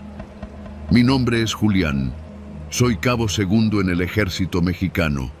Lo que vas a leer es un informe que nadie solicitó sobre una patrulla que no debía existir en un pueblo que oficialmente está deshabitado. Todo empezó cuando nos mandaron al municipio de General Enrique Estrada. Nos tocaba patrullar una zona rural que había estado caliente los últimos meses, con enfrentamientos entre dos cárteles que se disputaban rutas de paso hacia Durango. El pueblo que se nos asignó era Santa Isela del Llano, un lugar que, en los mapas del gobierno, figuraba como abandonado por desplazamiento forzado desde 2017. Solo que eso no era del todo cierto. Éramos 7 elementos en el pelotón. Yo iba con el subteniente Vargas, el sargento Salazar y 4 más que venían de distintas zonas militares. Gente seria, curtida. Nadie hablaba mucho. Llegamos en 2 camionetas Cheyenne blindadas, con las insignias ya desgastadas por el sol. El pueblo estaba a unos 40 kilómetros de la carretera federal y había que tomar una brecha polvosa entre cerros pelones y sembradíos resecos. Desde el primer kilómetro, algo se sentía raro. Demasiado silencio. Ni un tractor, ni perros, ni gente caminando. Nada. Este lugar huele a entierro fresco, dijo Salazar mientras limpiaba su arma con un trapo rojo. Santa Isela aparecía como una colección de casas de adobe y ladrillo, la mayoría sin puertas, techos colapsados y maleza cubriendo las banquetas. Pero lo más extraño no fue el abandono, fue lo que vimos pintado en las paredes. Sabemos dónde duermen, en cada esquina, en cada barda, en cada fachada carcomida, letras negras, grandes, con pintura que parecía reciente. Algunas estaban chorreando como si las hubieran escrito esa misma mañana. Yo he visto amenazas antes, he caminado entre fosas clandestinas, pero esto tenía otro tono. No era una advertencia para el pueblo, era para nosotros. No bajen la guardia, ordenó el subteniente, deteniendo las camionetas justo frente a lo que había sido la plaza central. Bajamos. El calor era insoportable. El cielo, de ese azul sin nubes que parece burlarse de uno. Nos dividimos en 2 grupos para revisar el lugar. Yo iba con Salazar, el soldado Lugo y el recluta Mayoral, un muchacho nuevo que no llevaba ni 6 meses fuera del colegio militar. Entramos a la escuela del pueblo. Ventanas rotas, escritorios volteados. En una de las paredes del salón de primero de primaria, otra vez la misma frase: sabemos dónde duermen, solo que esta vez alguien había dibujado 7 ataúdes al lado. ¿Cuántos somos?, preguntó Lugo en voz baja. 7, respondió Salazar sin levantar la mirada. En la dirección encontramos algo peor: una lista con 7 nombres escritos a mano, sin apellidos. Uno de ellos era Julián. Mi garganta se cerró. Lo arranqué de la pared sin decir nada. No sé si alguien más lo leyó. Salimos de la escuela sin hablar. Las otras casas estaban igual. No había cuerpos, ni sangre, ni ropa. Pero había señales de ocupación reciente. Fogatas con ceniza tibia, vasos de unicel con cerveza seca, un cuaderno con rutas escritas a lápiz, restos de comida no tan vieja. A las 15 horas recibimos una orden por radio: establecer punto de observación y permanecer en el lugar por 72 horas. Nos quedamos en la antigua comisaría, un edificio cuadrado con 2 plantas y techo plano. Subimos colchonetas, armas largas y el poco equipo de vigilancia que traíamos. Pasamos la primera noche sin novedad, si se le puede llamar así, a escuchar disparos aislados en la lejanía y ver luces blancas moviéndose entre los cerros. Nadie durmió más de 1 hora. El viento traía consigo un olor a tierra mojada y humo. A la mañana siguiente, Salazar y yo salimos a hacer una segunda ronda por el perímetro. Fue entonces cuando encontramos la primera señal directa. En la caja trasera de nuestra Cheyenne, alguien había dejado una gallina muerta. Le habían arrancado las plumas y la cabeza. En su pecho, con cuchillo, alguien había escrito: esta vez fue el animal. La camioneta tenía huellas de dedos en el polvo, como si alguien la hubiera inspeccionado con calma. El subteniente no dijo nada, solo reforzó las guardias. A partir de ese momento, nadie podía moverse solo, pero la tensión se convirtió en paranoia cuando Lugo desapareció. Fue después de la segunda noche. Habíamos hecho cambio de turno a las 3 de la madrugada. Lugo debía estar en la azotea con Mayoral, pero cuando subimos con el café, solo estaba el recluta, con la cara blanca y los ojos desorbitados. «Lo juro, estaba aquí hace 10 minutos», gritaba. La escalera de acceso seguía con el candado puesto. Nadie había salido. Nadie lo había visto bajar. Pero Lugo se esfumó. Su rifle seguía apoyado en el muro. Su chaleco también. El subteniente organizó una búsqueda inmediata. Revisamos cada casa, cada baldío, cada cuadra. Nada. Ni rastro. Ni un gramo de tierra removida. Solo silencio. Un silencio tan denso que hacía doler los oídos. A la tarde, una ráfaga de viento abrió una puerta vieja frente a la plaza. En la pared interior, alguien había escrito una nueva frase: con sangre. Ya sabemos dónde duerme el primero. Fue entonces cuando empezamos a perder el control. Mayoral tuvo que ser amarrado. Quiso salir corriendo por la brecha. El sargento Salazar pidió evacuación inmediata, pero la radio empezó a fallar. Solo interferencia. Intentamos usar los teléfonos satelitales. Ninguno funcionaba. El subteniente ordenó que nos replegáramos a la azotea y esperáramos hasta el amanecer. Esa noche no hubo disparos, ni luces, ni ruidos, solo las sombras de las casas proyectándose sobre nosotros como animales esperando su momento. Al amanecer, encontramos el cuerpo de Lugo.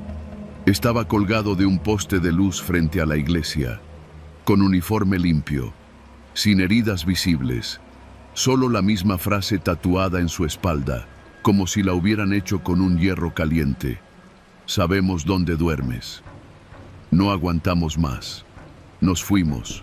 Rompimos la orden. El subteniente tomó la decisión. Arrancamos las camionetas, dejamos atrás la comisaría, el cuerpo, todo. Nadie dijo una palabra en las siguientes 2 horas de camino. Al llegar al retén más cercano, entregamos un reporte incompleto. Mencionamos hostigamiento, un desaparecido y señales de presencia armada. Pero omitimos los detalles. Nadie nos iba a creer.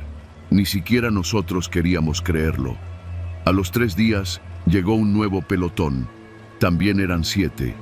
A la semana, el subteniente Vargas se suicidó. Dejó una nota con solo 4 palabras. Ellos también lo sabían. Yo sigo con pesadillas. Cada noche escucho pasos afuera de mi casa. Siento que alguien me observa desde la calle. Cada vez que regreso de servicio, reviso las paredes buscando esa frase. Hasta ahora no la he visto, pero sé que va a aparecer, porque ellos saben dónde duermo.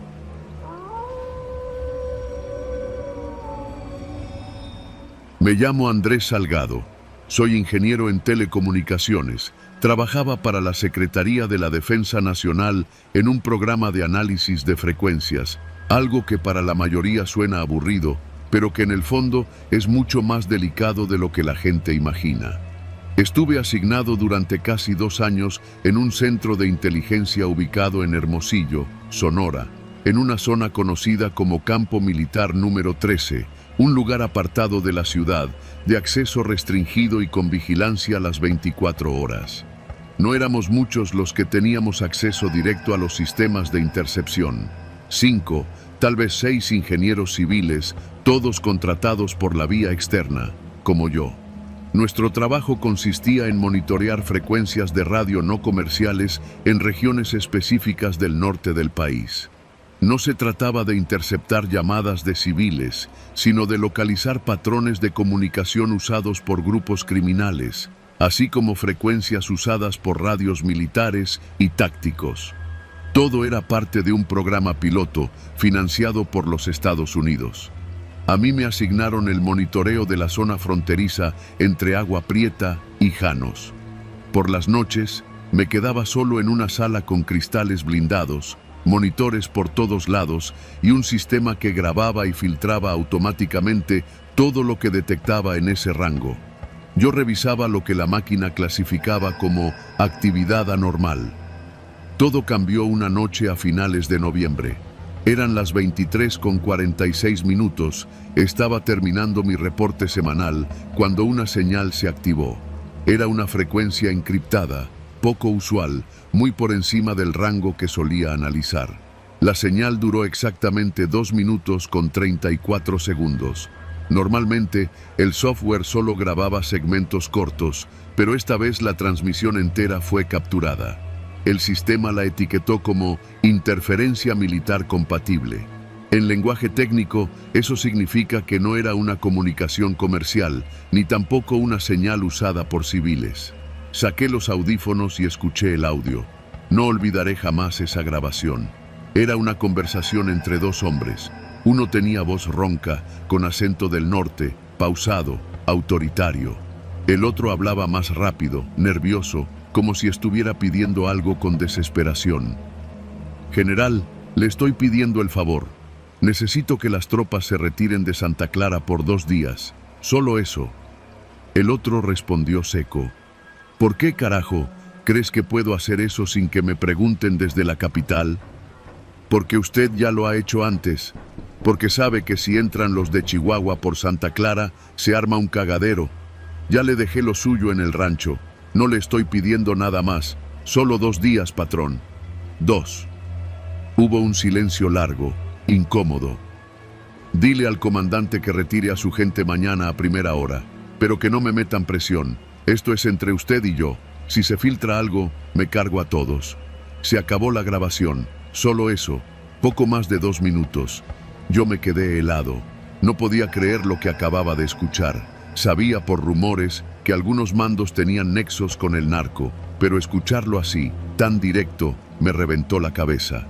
No era una conversación inventada, no era un corrido de esos que tanto circulan. Era real. El general le estaba pidiendo permiso a un capo para mover tropas federales, no al revés. Un general de división subordinado a un criminal. Apagué todo, cerré el sistema, hice como si no hubiera escuchado nada, pero ya era tarde. Al día siguiente, cuando llegué al centro de operaciones, me pasaron directo con el coronel Jiménez. Nunca había hablado directamente con él y de hecho no sabía que siquiera supiera quién era yo. Tenía un escritorio limpio, sin papeles, solo un vaso con café frío y un folder manila. Me pidió que me sentara.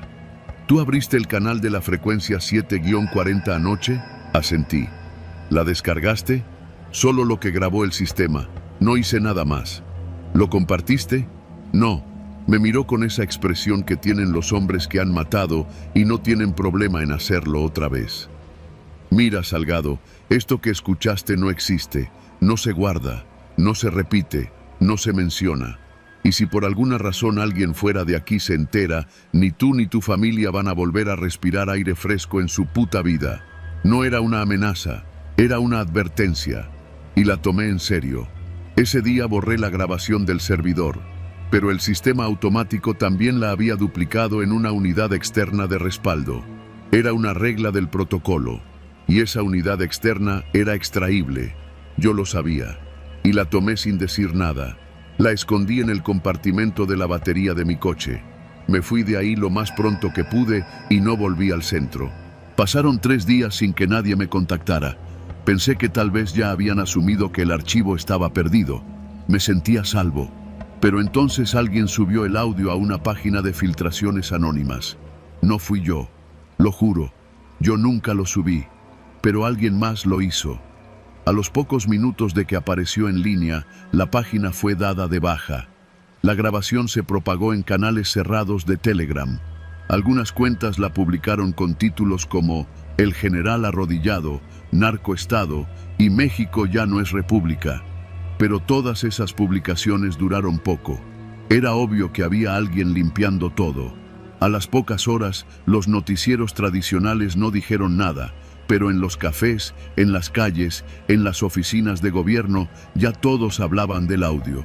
Nadie dudaba de su autenticidad, la calidad de la grabación, el tono de voz, los términos usados. Era demasiado creíble para ser falso. Esa noche me fui a dormir con miedo.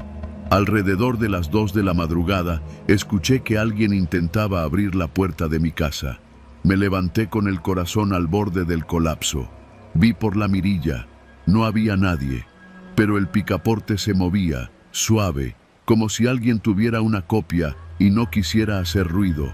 Tomé el USB con la copia de la grabación, me lo metí en la boca y lo envolví con cinta adhesiva. Lo tragué con agua. No me preguntes por qué. Fue un acto desesperado. Luego agarré mi mochila, la identificación de la Unison y salí por la ventana trasera. Caminé 6 cuadras, descalzo, hasta llegar a la casa de mi primo. Nunca regresé a mi casa. Los días siguientes fueron un infierno. 2 compañeros del centro donde trabajaba fueron encontrados suicidados. Uno con un balazo en la boca, el otro colgado en el cuarto de su hija. Ninguno tenía historial de depresión. Un tercer ingeniero desapareció saliendo de un Oxxo. Las cámaras del lugar nunca grabaron nada. Yo ya no era Andrés Salgado. Compré papeles falsos en la frontera y me moví entre hostales de Tijuana durante casi 3 semanas.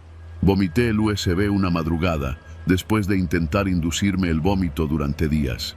Estaba sucio, pero aún servía. Se lo entregué a un periodista independiente, uno que vivía escondido en un cuartucho en la delegación Benito Juárez. Me dio una USB limpia a cambio. Le dije, si publicas esto, estás muerto, pero si no lo haces, todos lo estamos. Nunca más supe de él. Pero semanas después, la grabación fue reproducida en una estación de radio pirata en Baja California. Fue interrumpida al aire. Luego, apareció en un canal ruso. Más tarde en un foro gringo. No había vuelta atrás. El archivo ya era parte del sistema. El daño estaba hecho. Lo que nadie sabe es que el nombre del general sí se mencionaba. Justo al final del audio original, cuando el capo dice, «Usted siempre ha sido leal, general Rodríguez. Por eso tiene mi respeto y mi permiso». Ese segmento fue editado en todas las versiones filtradas. Solo yo tengo la grabación completa. A veces pienso en publicarla, pero luego recuerdo la voz del coronel Jiménez, su tono firme, su amenaza sin emoción, y decido seguir oculto, porque en este país el que dice la verdad termina enterrado con ella, y yo, por ahora, sigo respirando.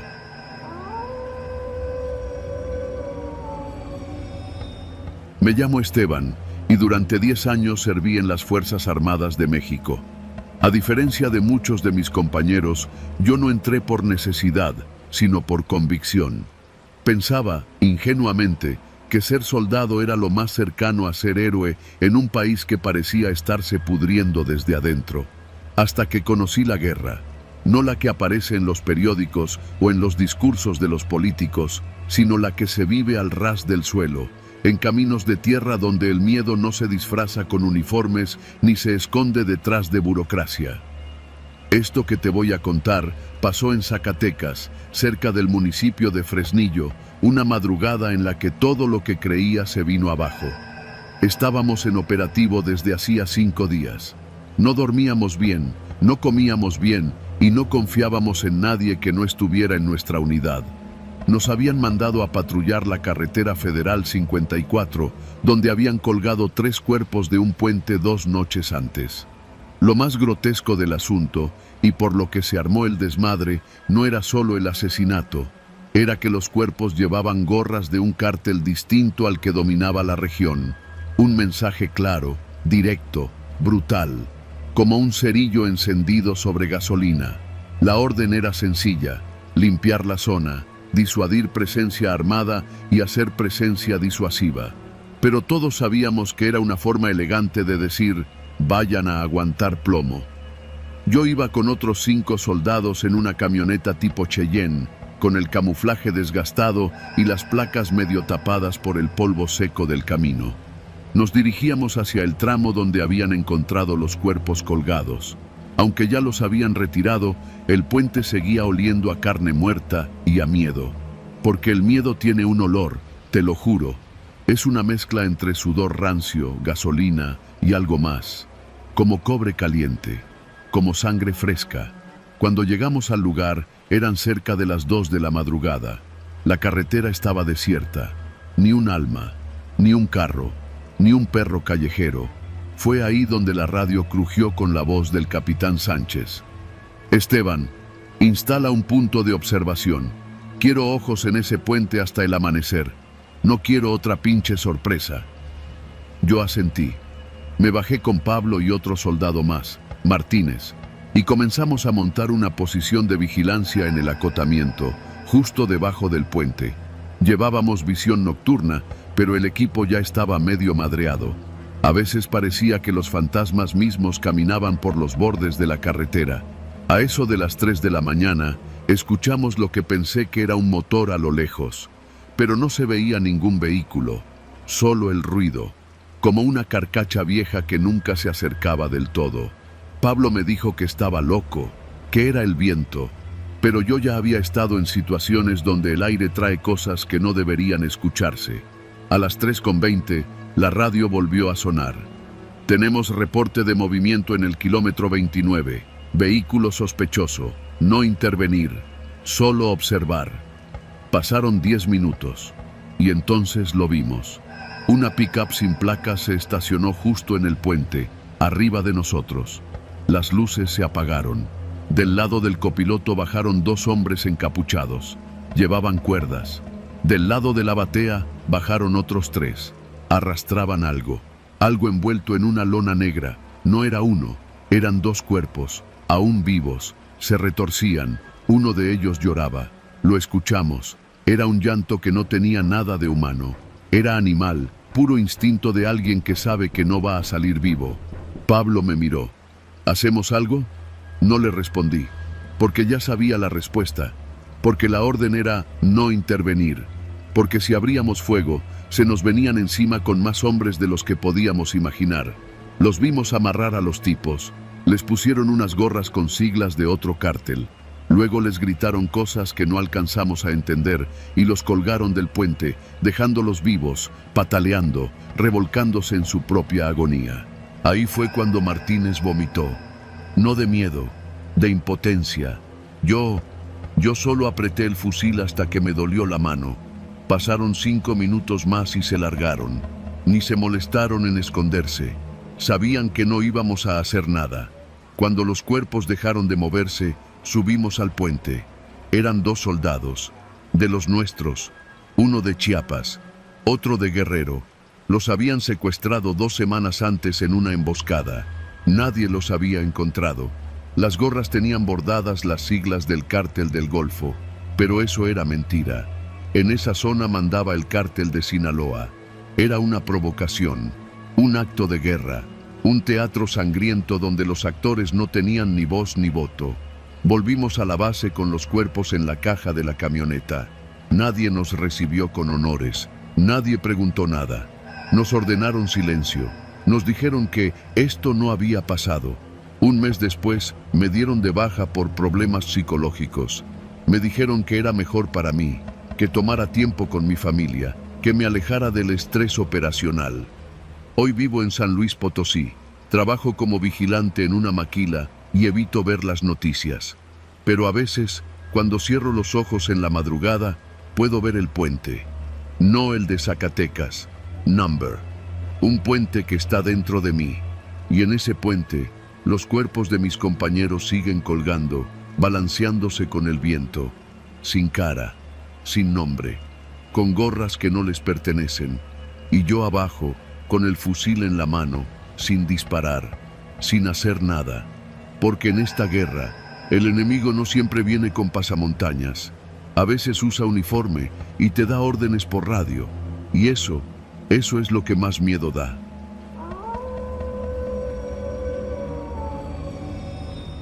No recuerdo exactamente cuánto tiempo estuve encerrado. Los días se me confundían con las noches y la luz que entraba por la rendija del cobertizo apenas servía para mantenerme cuerdo. Lo que sí sé es que si estoy vivo para contar esto, no fue por suerte, fue por costumbre. Costumbre de aguantar, de callar, de obedecer. Costumbre de vivir en México. Todo comenzó en un retén falso, de esos que ves desde lejos y piensas, este sí es del gobierno. Estaba manejando mi camioneta por la carretera que conecta San Fernando con Reynosa, cargado con garrafones de agua y cervezas, porque mi compadre me había invitado a su rancho para ver la pelea del sábado. Nunca llegué. Cuando me pararon, no vi armas largas ni pasamontañas, vi uniformes de camuflaje, parches de la Sedena y caras sin expresión. Me pidieron que bajara. Obedecí. El primero en hablar tenía una voz seca, como de alguien que no dormía bien desde hace años. Documentos, carnal. Los entregué sin decir palabra. No había razón para sospechar que algo andaba mal. No llevaba nada ilegal, ni armas, ni dinero, ni droga. Era un tipo normal con un plan común: cheve, carne asada y box. Pero bastó con que otro de ellos se acercara al oído del primero y le dijera algo en voz baja para que mi vida cambiara. Este güey sí, fue lo único que alcancé a escuchar. No me esposaron, solo me ordenaron subirme a una camioneta blindada, gris, sin placas. Cuando pregunté qué pasaba, uno me dio un cachazo con el rifle en la nuca y me desmayé. Desperté con la boca seca, atado de manos y pies con cinchos de plástico. Estaba en un cobertizo, rodeado de pacas de pastura y herramientas viejas. Todo olía a orines y sangre seca. Afuera se escuchaban voces, risas, música de banda a todo volumen. Tardé días en entender por qué estaba ahí. No hablaban conmigo, no me preguntaban nada. Solo me pateaban para que me moviera, me daban agua con una manguera y me aventaban tortillas frías con frijoles embarrados. Pero yo escuchaba. Desde el rincón donde me dejaban tirado, escuchaba todo. Estaba en un rancho controlado por un grupo que no diré su nombre, porque todavía me tiembla el cuerpo solo de escribirlo. No era una casa abandonada, era un rancho de verdad, con caballerizas, ganado, corrales y hasta cancha de fútbol. Ahí traían a los que se pasaban de verga, según decían. Vi a otros. Unos llegaban llorando, otros gritando. A casi ninguno volví a ver al día siguiente. Yo sobreviví porque no sabían qué hacer conmigo. Eso lo escuché una noche, cuando uno de los sicarios, borracho, le decía a otro: ese vato no trae nada, pero el jefe dice que se parece al cuñado del que le tumbó el cargamento en Miguel Alemán. Así que hasta que se aclare, que se pudra ahí. Pasaron días. semanas tal vez. No había ventanas, no tenía reloj. El tiempo se medía por la frecuencia con la que me orinaba encima. Una noche escuché que llegaba gente, muchos, pero esta vez no eran sicarios, eran soldados. Sí, soldados. Me alegré al principio, pensé que por fin iban a rescatarme. Pero lo que vi esa noche me enseñó a no confiar ni en la Virgen. Los soldados no venían a rescatar a nadie, venían a negociar. Traían armas en cajas, municiones, chalecos antibalas. En una camioneta traían a 3 detenidos, golpeados, descalzos. Los intercambiaron por un maletín y 5 radios codificados. Uno de los soldados hizo una seña hacia el cobertizo donde yo estaba. Uno de los sicarios respondió moviendo la cabeza. Ese número, ese es el del jefe. Me temblaron las piernas. Fue entonces cuando supe que si quería salir vivo, tenía que escapar. Ya no se trataba de que me tuvieran confundido. Me habían marcado como propiedad de alguien, y en ese mundo, eso significaba una sola cosa: tortura hasta que cantaras algo, aunque no supieras qué. Y si no cantabas, te hacían cantar con las uñas arrancadas y el fierro caliente en las costillas. Esa noche, cuando la mayoría estaba dormida, borrachos, drogados o ambos, me quité los cinchos con un pedazo de lámina oxidada que me había escondido bajo el cuerpo. Me arrastré fuera del cobertizo como una cucaracha, gateando entre la sombra de las pacas y los tractores. Brinqué una cerca, me corté con el alambre de púas, rodé por una zanja y caminé horas entre la maleza, sin zapatos, con las costillas rotas y los ojos llenos de tierra. Seguí las torres de luz hasta que encontré una base militar. Cuando me vieron llegar, los soldados me apuntaron de inmediato. ¡Alto ahí! ¡Tírate al suelo! Lo hice sin pensarlo. Les grité que venía huyendo, que me habían secuestrado, que me ayudaran. Me temblaba la voz, lloraba de rabia, de alivio. Uno de ellos se acercó y me apuntó a la cabeza. ¿De dónde vienes? Del rancho, de uno que está como a unos 10 kilómetros, por donde están los potreros. Hay vacas, hay caballerizas. ¿Con quién ibas? No sé, me confundieron, me secuestraron. Se miraron entre ellos. ¿Estás seguro? Claro que sí. Llévenme con el comandante, por favor. Uno de ellos asintió. Me ayudaron a levantarme, me dieron agua, me pusieron en una camioneta. Pensé que por fin estaba a salvo. Me esposaron. ¿Qué hacen? No hice nada. Procedimiento. Tranquilo. La camioneta tomó un camino que no era hacia el cuartel. Era el camino de regreso. Mi corazón empezó a latir tan fuerte que pensé que iba a morir antes de que me entregaran. Intenté forcejear, gritar, rogar. El soldado que manejaba ni siquiera me volteó a ver. El otro me cayó de un golpe con la culata del rifle. No te hagas el chistoso. El jefe ya preguntó por ti. Cuando llegamos al rancho, el mismo sicario que me vigilaba desde el cobertizo estaba ahí, esperándome. Se saludaron con los soldados como compadres en una carne asada. Uno de los militares abrió la puerta y me empujó hacia afuera. Aquí está tu perro, dice que se te peló. El sicario se rió, me tomó del brazo y me llevó de nuevo al cobertizo. ¿Sabes qué es lo peor de todo, güey? Me dijo al oído, que pensaste que te iban a ayudar. Y luego me pegó con algo duro en la cara. No supe más. Me encontraron 4 días después, tirado en una zanja, a unos metros de la carretera. Un campesino que pasaba con su burro llamó a los paramédicos. Tenía el pómulo roto, los 2 brazos dislocados, pero estaba vivo. Y con eso bastaba. Nunca puse denuncia. ¿A quién? ¿A los mismos que me regresaron? Me cambié de ciudad. Vendí mi camioneta. Me dejé la barba larga y evito salir de noche. Cuando escucho una banda tocar en alguna fiesta, me da náusea. No sé quién me confundió. No sé quién dio la orden. No sé quién era ese jefe.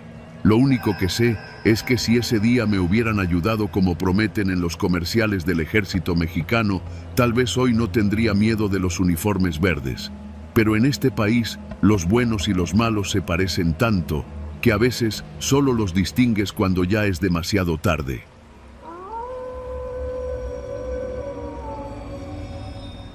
La camioneta apareció de nuevo un martes. No venía rápido, ni haciendo ruido, ni con luces apagadas como la primera vez. Esta vez venía despacio, como si no tuviera nada que ocultar. Era una Toyota Hilux doble cabina, color verde olivo, con un logotipo pequeño de la Guardia Nacional en las puertas delanteras y un número de identificación pintado en blanco a los lados de la batea. Impecable, oficial, intocable. Pero nosotros sabíamos la verdad. Yo iba saliendo al porche a fumar cuando la vi dar la vuelta por la calle de terracería que da al campo de béisbol viejo. Esa esquina, la de la carnicería de don Rogelio, fue la misma donde, hace casi 4 años, la misma camioneta, sin logotipos, sin placas, sin miedo, levantó a mi hermano Emilio. Tenía 22 años. Nosotros vimos todo desde la ventana, encerrados. Estábamos comiendo birria cuando llegaron.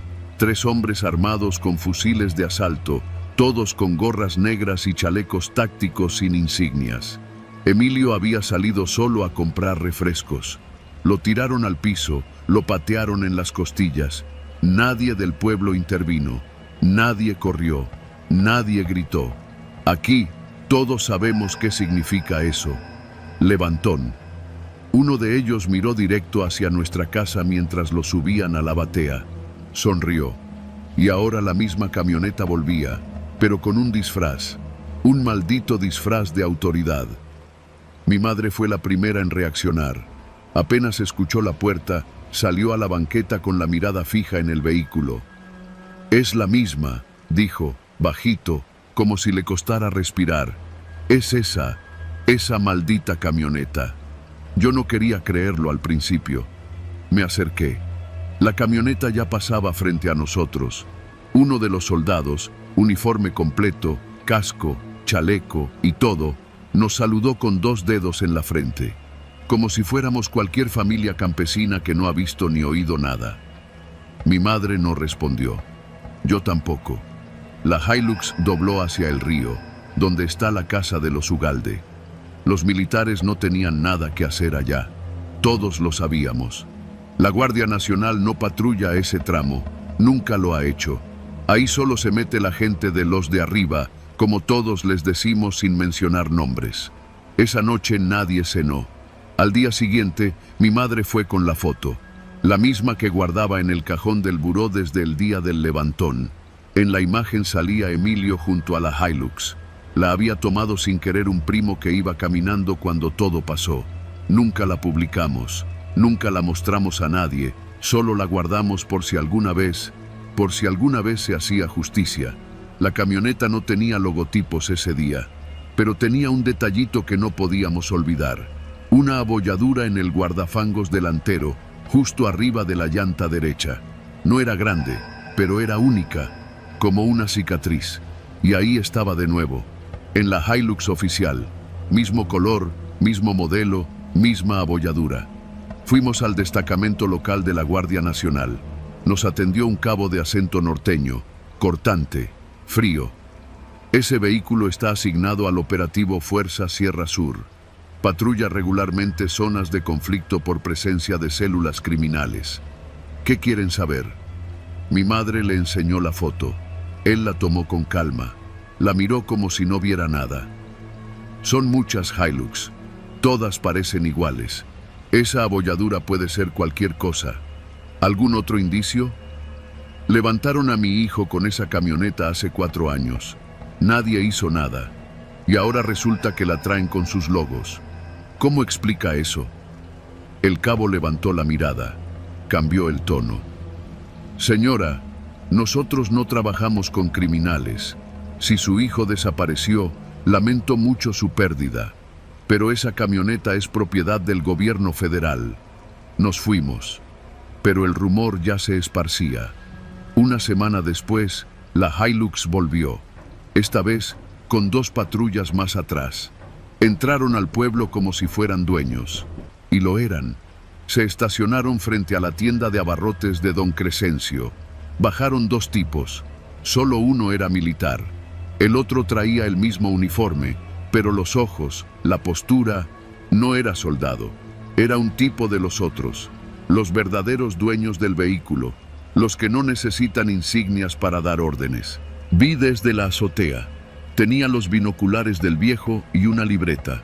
Apunté la hora, el número de identificación, los gestos, el momento en que el falso militar se acercó a un chavito de la secundaria y le dio una mochila. El niño la metió a la tienda.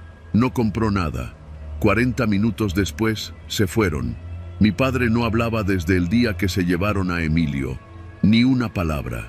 Pero esa noche entró a mi cuarto con la libreta en la mano. «Es hora», dijo, voz seca. Levantamos el viejo radio de onda corta que tenía guardado desde los tiempos del temblor. Lo conectamos a una batería de tractor. Una vez al mes se escuchaban frecuencias abiertas en las madrugadas, canales usados por reporteros, militares o radioaficionados que aún creían en la justicia. Transmitimos. Nombre del pueblo. Hora. Descripción. El número de la Hilux. La abolladura. Que era la misma. Que era la de hace 4 años. Que la traían ahora con logos del gobierno. Que nadie hace nada. El mensaje se fue en el aire. No esperábamos respuesta. Pero llegó.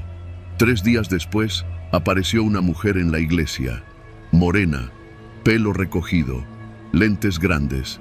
Dijo que venía de parte de los que sí escuchan, que sabían de la Hilux, que no era la única, que en 7 estados había vehículos decomisados por el crimen que después regresaban a las calles, esta vez como patrullas, que los vínculos entre mandos militares y células del narco estaban documentados, pero que nadie podía hacer nada sin pruebas. Necesitamos una grabación, algo irrefutable, dijo. La oportunidad llegó sola. El sábado, a eso de las 3 de la tarde, la Hilux se estacionó frente al taller mecánico de Toño, el compadre de mi papá. Nosotros ya habíamos instalado una microcámara vieja en la fachada, disfrazada en un medidor de CFE inservible. El falso militar bajó, entró al taller, sacó a Toño a empujones. Lo acusaba de haber escondido cosas que no había entregado. Toño lloraba. Decía que no sabía nada. Lo subieron a la batea frente a todos. Una señora grabó con el celular, pero uno de los soldados se lo arrebató y lo quebró ahí mismo, en la banqueta. Lo que no sabían es que nosotros ya lo teníamos todo. Video, audio, rostros, número de unidad. Incluso el grito que Toño soltó cuando lo golpearon con la culata del fusil. Enviamos el material a la mujer de los lentes, por paquetería, con una USB escondida dentro de un peluche de feria. Ella lo recibió. Dijo que tenía a quien entregarlo, que lo publicaría. Nosotros sabíamos lo que podía pasar después. Esa noche, mi madre durmió con una escopeta junto a la cama, mi padre con la carabina de mi abuelo. Yo puse vidrios rotos en la azotea y 2 machetes junto a la puerta, pero no vinieron, porque al día siguiente la historia estaba en todos lados. Canales independientes, foros de noticias, redes sociales. Una periodista en la Ciudad de México había hecho un reportaje completo con nuestra evidencia y otras similares de otros pueblos. La misma Hilux, los mismos militares, las mismas operaciones encubiertas disfrazadas de operativos oficiales. Hubo ruido, escándalo, investigaciones. Un par de mandos fueron relevados. El gobierno negó todo. Pero la presión era demasiada. La camioneta fue retirada. El destacamento, cerrado por reestructuración. No hubo castigos reales. No esperábamos milagros. Pero esa Hilux no volvió a aparecer. Han pasado 8 meses desde entonces. Emilio no regresó. Tal vez nunca lo haga. Pero cada vez que veo una Hilux verde olivo en la carretera, bajo la mirada. No por miedo, sino porque me niego a olvidar, porque aquí en el sur de Jalisco hay cosas que se disfrazan de autoridad para seguir haciendo lo que hacían antes, solo que ahora lo hacen con más impunidad y más uniforme, y porque yo sé bien lo que vi, y yo sé quién se lo llevó.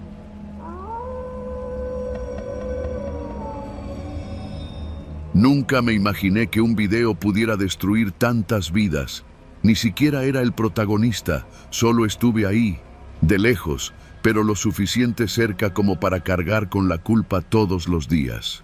Lo que pasó aquella noche en la Sierra de Guerrero no fue solo una fiesta, ni un error, ni siquiera una traición. Fue una trampa, y caímos como los idiotas que éramos. Mi nombre real no importa, pero fui soldado de infantería. Estuve asignado a un destacamento temporal en la región de Tierra Caliente, justo entre Iguala y Teloloapan. Ahí, los días eran tan calientes como las amenazas que no se veían, pero se sentían en cada monte, cada camino de terracería, cada hombre que no miraba a los ojos. En esa zona, todos sabían que el narco mandaba, incluso cuando el ejército estaba presente. Nos instalamos en una vieja primaria abandonada que había sido habilitada como base. Eran 2 aulas, una cocina improvisada y una antena para radio de campaña. No teníamos señal de celular y apenas llegaban las noticias del exterior. Estábamos aislados, y eso les convenía. Durante la primera semana todo fue rutina, patrullajes, revisiones, aburrimiento. En el destacamento éramos 10 elementos, comandados por el teniente Zamora, un tipo recto, de esos que seguían el reglamento como si fuera religión. Pero como suele pasar, el desgaste fue minando la moral. El calor, el encierro, las órdenes contradictorias desde el cuartel general y sobre todo, la presencia silenciosa pero constante de los hombres del cártel. Al principio solo los veíamos pasar a lo lejos, camionetas sin placas, con cristales polarizados. Nunca se detenían, solo pasaban despacio, como diciendo, sabemos que están aquí y no nos importa. Una tarde, uno de los soldados, un chihuahuense de nombre Rojas, encontró un paquete al pie de la base. Era una hielera con cervezas frías y una nota escrita con tinta roja. Para que se alivianen, respetamos a quien nos respeta. Zamora se puso como loco. Ordenó que nadie tocara nada, que eso era un intento de soborno. Pero las cervezas desaparecieron esa misma noche. Días después, las cosas se pusieron raras. Una madrugada escuchamos música a lo lejos, como si hubiera una fiesta en algún rancho cercano. La misma melodía se repitió por horas. El corrido del jaguar, un clásico entre los halcones del grupo criminal de la zona. Sonaba como provocación. A los pocos días, llegaron unos civiles con bolsas de comida, carne, tortillas, Coca-Cola, cigarrillos. Dijeron que eran de parte del Señor y que solo querían agradecer que mantuviéramos la paz. Zamora los corrió, pero para entonces ya sabíamos que había 2 bandos entre nosotros, los que obedecían y los que se hacían de la vista gorda. O peor aún, los que ya estaban en la nómina. El error fatal vino con la llegada del sargento Chávez, un viejo con más años en la milicia que el resto de nosotros juntos. Venía de Sinaloa y tenía fama de haber combatido en Michoacán durante los tiempos más violentos. Sabía cómo se movía la cosa, pero no cómo mantenerse limpio.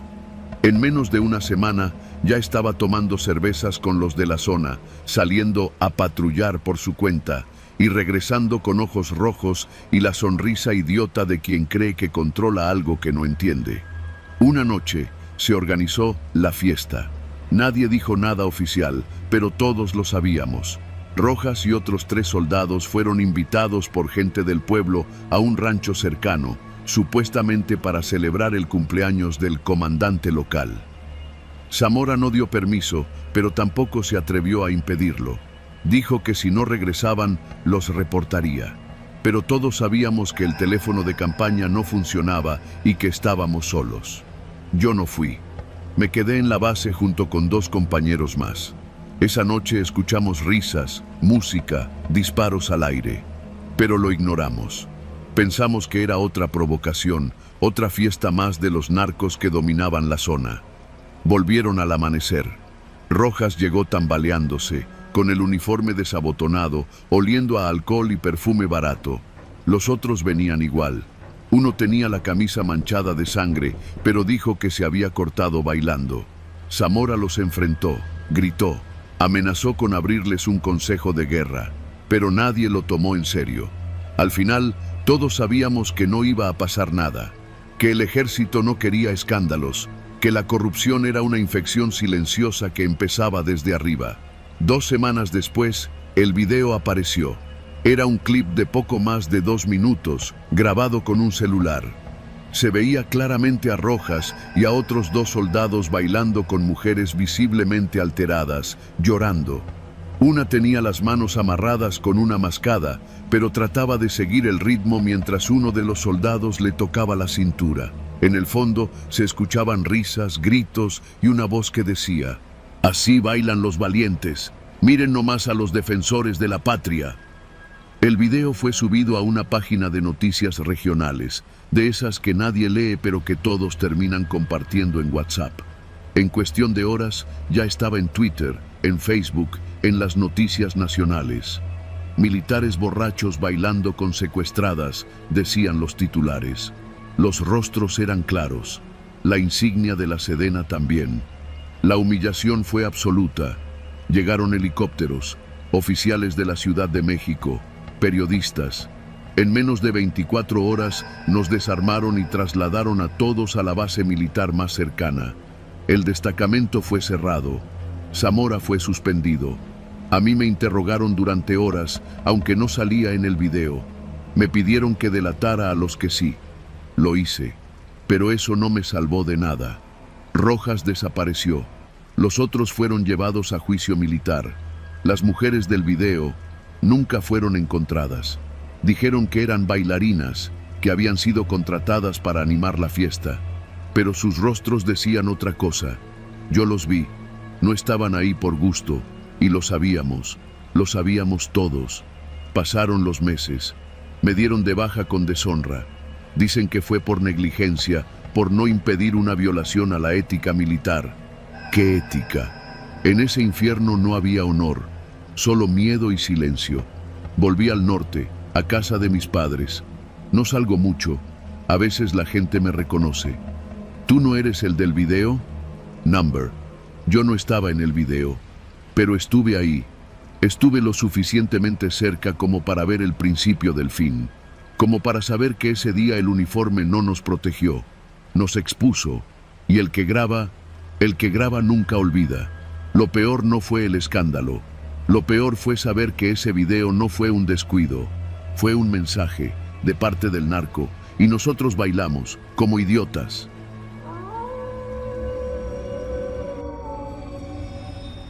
Me llamo Julián Aranda, y esta es la primera vez que hablo de lo que pasó aquel domingo en la Sierra de Guerrero. A veces me digo que guardarlo me salvó la vida, otras que me está matando más lento. No espero que me crean, solo quiero dejar esto escrito. Lo hago por si algún día a alguien le toca oír las mismas palabras que yo escuché y no sabe lo que significan. Compadre, ya está todo listo. Ese día no tenía por qué haber sido distinto. Yo trabajaba en una pequeña comunidad cerca de Atoyac de Álvarez, una zona caliente, sí, pero donde la vida seguía su curso, aunque fuera con miedo. Era campesino, y como muchos ahí, también tenía un hermano desaparecido desde hace 2 años. Cuando uno vive con eso, aprende a ver la vida con los dientes apretados, esperando no ser el siguiente. Pero esa mañana, todo parecía tranquilo. Mi esposa había salido temprano a vender a Coyuca y yo me había quedado con mis hijos. Tenía que subir al cerro por leña, así que dejé a los niños encargados con la vecina. Eran casi las 10 cuando escuché el motor. Una camioneta blanca, sin placas, subiendo por la brecha con prisa. Pensé que tal vez eran militares haciendo revisión. Era normal. Aquí, entre los retenes falsos y los reales, uno ya no sabe quién es quién. Me escondí entre los árboles por precaución. Desde ahí vi todo. Bajaron 8 hombres, uniformados. Llevaban insignias del ejército, pero 2 de ellos tenían los rostros descubiertos. No llevaban casco ni cubrebocas. Uno era gordo, de cara redonda, bigote delgado y lentes oscuros. El otro era más joven, de esos con cara de perro flaco, nervioso. Entre ellos 2 parecía haber algo raro. El gordo daba órdenes, pero no como un comandante, sino como si fuera el dueño del terreno. Escuché cuando le dijo al otro: «Compadre, que no se nos olvide el encargo del general, hoy no puede quedar ni uno». Y se rió. Ahí lo supe. No era una revisión, era una limpia. Vi cómo bajaron otras 2 camionetas. De ellas sacaron a 5 hombres, todos golpeados, vendados de los ojos. Uno traía las botas llenas de sangre seca. No supe si era suya o de alguien más. Los pusieron de rodillas al borde de una zanja. Uno intentó hablar, pero el golpe que le dieron con la culata lo dejó mudo. El gordo sacó una pistola corta, la giró como quien elige un cuchillo para cortar carne y se la pasó al otro, al que llamó compadre. «Tú abre plaza, viejo, que se note quién manda». El compadre asintió. Disparó al primero sin decir nada, luego al segundo. Yo no podía moverme. Quise correr, gritar, llorar, pero me quedé ahí, helado, como si el monte me hubiera tragado. Los disparos fueron secos, precisos. Ni un grito, solo cuerpos cayendo como bultos mojados.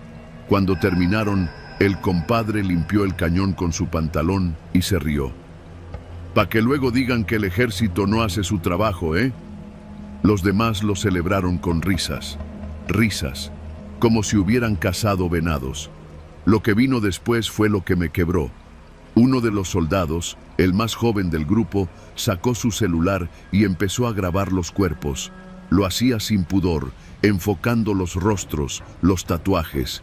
Lo escuché decir: «Estos van directo al archivo del patrón, que vea que cumplimos». El gordo se le acercó, le palmeó la espalda y le dijo: «Mándaselos al señor, pero no pongas nuestras voces, ya sabes, precauciones». Ahí confirmé lo que temía. No era una operación militar, era un trabajo por encargo, una ejecución planeada por los que se suponen deben protegernos, hecha con armas del gobierno, con uniformes del Estado. Pensé que se irían, pero entonces vi que el gordo señalaba hacia el camino que lleva al pueblo. «Compadre, ¿y la escoria de abajo?» «Ya mandé a otro grupo, van por los que nos pasaron la ubicación». «¿Con los halcones?» «Sí, los mismos de siempre. Esos morros nos sirven mejor que cualquier satélite».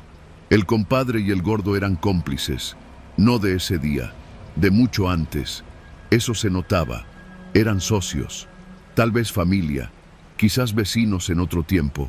Lo que fuera, su relación era más profunda que cualquier estructura militar, y su complicidad tenía raíces en algo que no salía en los periódicos. Me quedé ahí, escondido, sin moverme, hasta que se fueron. Tardaron casi media hora más, recogiendo casquillos, tomando fotos. Estaban seguros, nadie los molestaría, nadie les preguntaría nada. No sé cuánto tiempo pasó después. Cuando finalmente bajé al pueblo, el infierno ya estaba encendido. La casa de don Rubén, donde se reunían a veces los muchachos a ver fútbol, estaba hecha cenizas. Su cuerpo y el de su sobrino estaban tirados en el patio. A la vuelta, en la casa de la señora Licha, encontré a su hijo adolescente, colgado del árbol con un cartel clavado al pecho que decía: «Por informante». Ni siquiera sabía escribir bien. Y en la esquina, donde vendían tacos los viernes, el carro de la señora estaba calcinado. No sé si ella estaba adentro o no. No encontré a mis hijos. Corrí a casa de la vecina gritando sus nombres, y cuando me abrió, lo supe. Sus ojos estaban llenos de miedo. No quiso decirme nada, solo señaló al armario. Ahí estaban, los dos, abrazados, llorando en silencio. Me miraban como si yo también pudiera desaparecer de un momento a otro. Nos fuimos esa misma noche. Caminamos durante horas, monte adentro, con lo poco que pudimos cargar. No fuimos los únicos. De las casi 30 familias del pueblo, solo quedamos 7 al día siguiente. Y de esas, muchas ya no tenían casa. Nunca volví. Nunca lo denuncié. ¿A quién? ¿A los mismos soldados que hicieron esto? ¿A los jefes que les dan las órdenes? ¿A los políticos que se llenan la boca hablando de justicia mientras brindan con los narcos en fiestas privadas? Pasaron 4 meses antes de que pudiera dormir sin escuchar en mi cabeza esa frase. «Compadre, ya está todo listo». La escucho todavía a veces, en la radio, cuando entrevistan a un coronel. En las noticias, cuando un general sonríe en una rueda de prensa. En la boca de un diputado que condena la violencia mientras se acomoda su reloj de lujo. Esa palabra ya no significa lo que significaba. Ahora sé que en este país, compadre, es otra forma de decir, te cubro la espalda cuando matas inocentes. Y yo, Julián Aranda, soy uno de los pocos que puede decir que estuvo ahí, que lo vio, que lo escuchó y que sobrevivió para contarlo.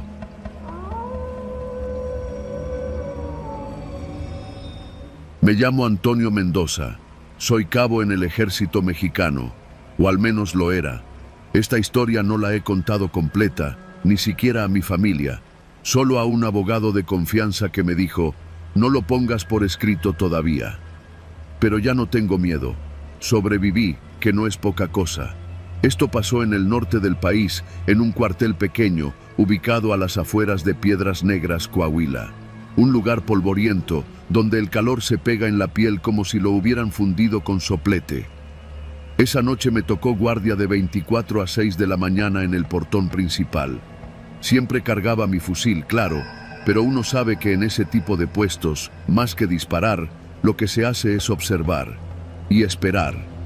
Esa noche de julio el viento era caliente y traía un olor a tierra reseca, mezclado con excremento de vaca de algún rancho cercano. Me instalé junto al muro, justo bajo la pequeña torreta desde donde se puede ver la carretera en línea recta por casi 2 kilómetros. Todo estaba tranquilo, ni un maldito carro en esa hora. La única luz era la que venía del foco viejo que colgaba sobre la reja principal. Adentro, las oficinas estaban encendidas, lo cual me pareció raro. Los mandos usualmente se iban a dormir temprano, y los que se quedaban lo hacían encerrados en la comandancia. Pero esa noche no. Las luces estaban prendidas, y desde donde yo estaba podía escuchar voces. Eran risas, como si estuvieran en una fiesta. Eso ya era extraño. Me quité el casco para escuchar mejor. Pensé que me estaba volviendo loco cuando, entre murmullos, distinguí una canción. Vieja, ranchera. Creo que era Vicente Fernández. Luego escuché el tintinear de vasos, como si brindaran. Me acerqué sigilosamente al pasillo lateral que da directo a la oficina del comandante y me detuve justo donde la pared hace esquina. Y ahí fue donde los escuché. «Por el nuevo cargamento, compas», dijo una voz que identifiqué de inmediato. Era el teniente coronel Barragán. «¡Salud!», gritaron varios, al unísono. El choque de vasos fue claro como cristal. Después, una voz gruesa y más pausada se metió entre las risas. «Con ustedes de este lado, compadres, todo se pone más fácil. Ya saben que la plaza es suya mientras yo esté aquí». Me congelé. Esa voz no era militar. No pertenecía a ninguno de los oficiales de nuestro batallón. Era la voz de alguien más. Un civil. Pero no cualquier civil. Un narco. No puedo explicar la sensación con palabras.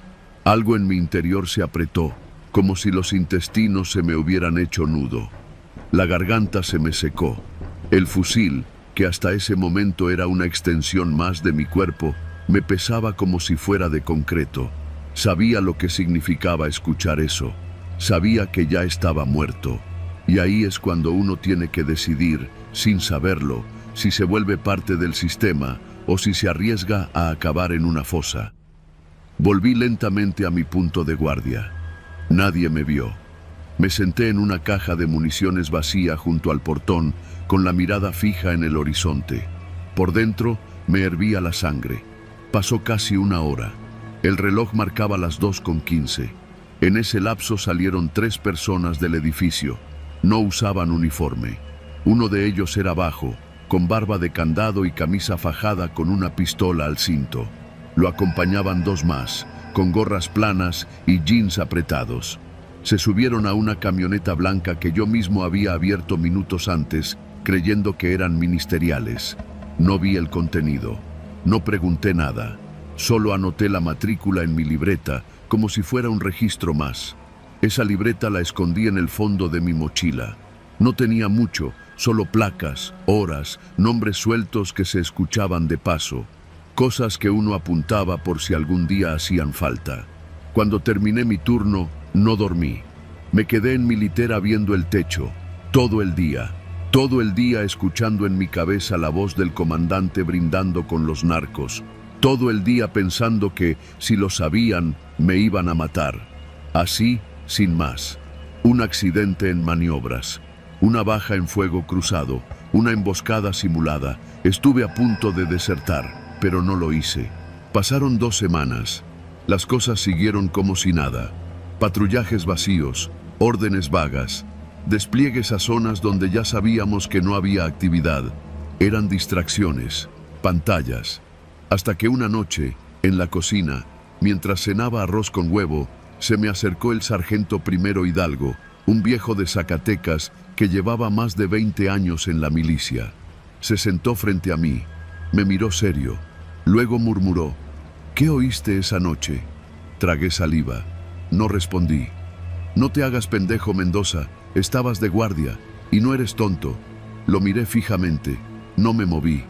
¿Qué quieres, mi sargento? Quiero ayudarte. Ahí fue cuando supe que no estaba solo. Me confesó que él también había visto cosas, que no era la primera vez que los narcos entraban al cuartel, que Barragán ya tenía cola que le pisaran desde hacía años, pero que nadie se atrevía a hablar, porque los que hablaban desaparecían. Uno se suicidó en el baño, otro tuvo un accidente en la sierra, otro simplemente se fue sin decir adiós. Me dijo que había alguien en la Fiscalía Militar que investigaba en secreto, que estaban buscando un testigo confiable, que si yo tenía pruebas, era el momento. Le di la libreta. 2 semanas después, me sacaron del cuartel sin previo aviso. Me subieron a un transporte como si fuera una misión normal, pero en lugar de la base, me llevaron a la Ciudad de México. Me metieron en un cuarto blanco, sin ventanas. Me interrogaron 3 días. Mostré la libreta. Les conté lo que escuché. Les di nombres, horas, frases completas. Les hablé del comandante, del narco, de la camioneta blanca. No me creyeron de inmediato. Me revisaron hasta los dientes. Buscaron mentiras en cada oración. Me pusieron frente a un teniente de asuntos internos que parecía más abogado que militar. Hasta que llegaron las grabaciones. Uno de los radios había captado parte del audio. Un trozo nada más. Apenas un par de frases, pero eran suficientes. Salud por la mercancía, se escuchaba. La voz de Barragán era inconfundible. Eso me salvó. No volví al cuartel. Me dieron licencia médica por estrés operacional. Me ofrecieron traslado, protección. Incluso me ofrecieron cambiarme el nombre. No acepté. Sigo viviendo con lo justo. Trabajé un tiempo en un taller de motocicletas en Saltillo. Luego en una empresa de seguridad privada. He tenido que aprender a vivir con miedo, con paranoia. Siempre reviso 2 veces el retrovisor. Siempre tengo una mochila lista con ropa, documentos y algo de dinero, por si tengo que salir corriendo. De vez en cuando me escriben desde la fiscalía. Me dicen que el caso sigue abierto, que aún no hay condenas, que los procesos son largos. Pero yo sé la verdad. Nada va a pasarles. El sistema está podrido hasta el hueso. No se caen entre ellos, solo caen los que estorban. Yo no estorbo, no más. Ya no hablo, ya no escribo, solo vivo, sobrevivo. Pero esa noche en el cuartel, cuando escuché a un comandante del ejército brindar con un jefe narco en la oficina contigua mientras yo, como idiota, vigilaba el portón con un fusil descargado, supe que mi país estaba perdido y que si quería seguir con vida, lo primero que tenía que hacer era callarme.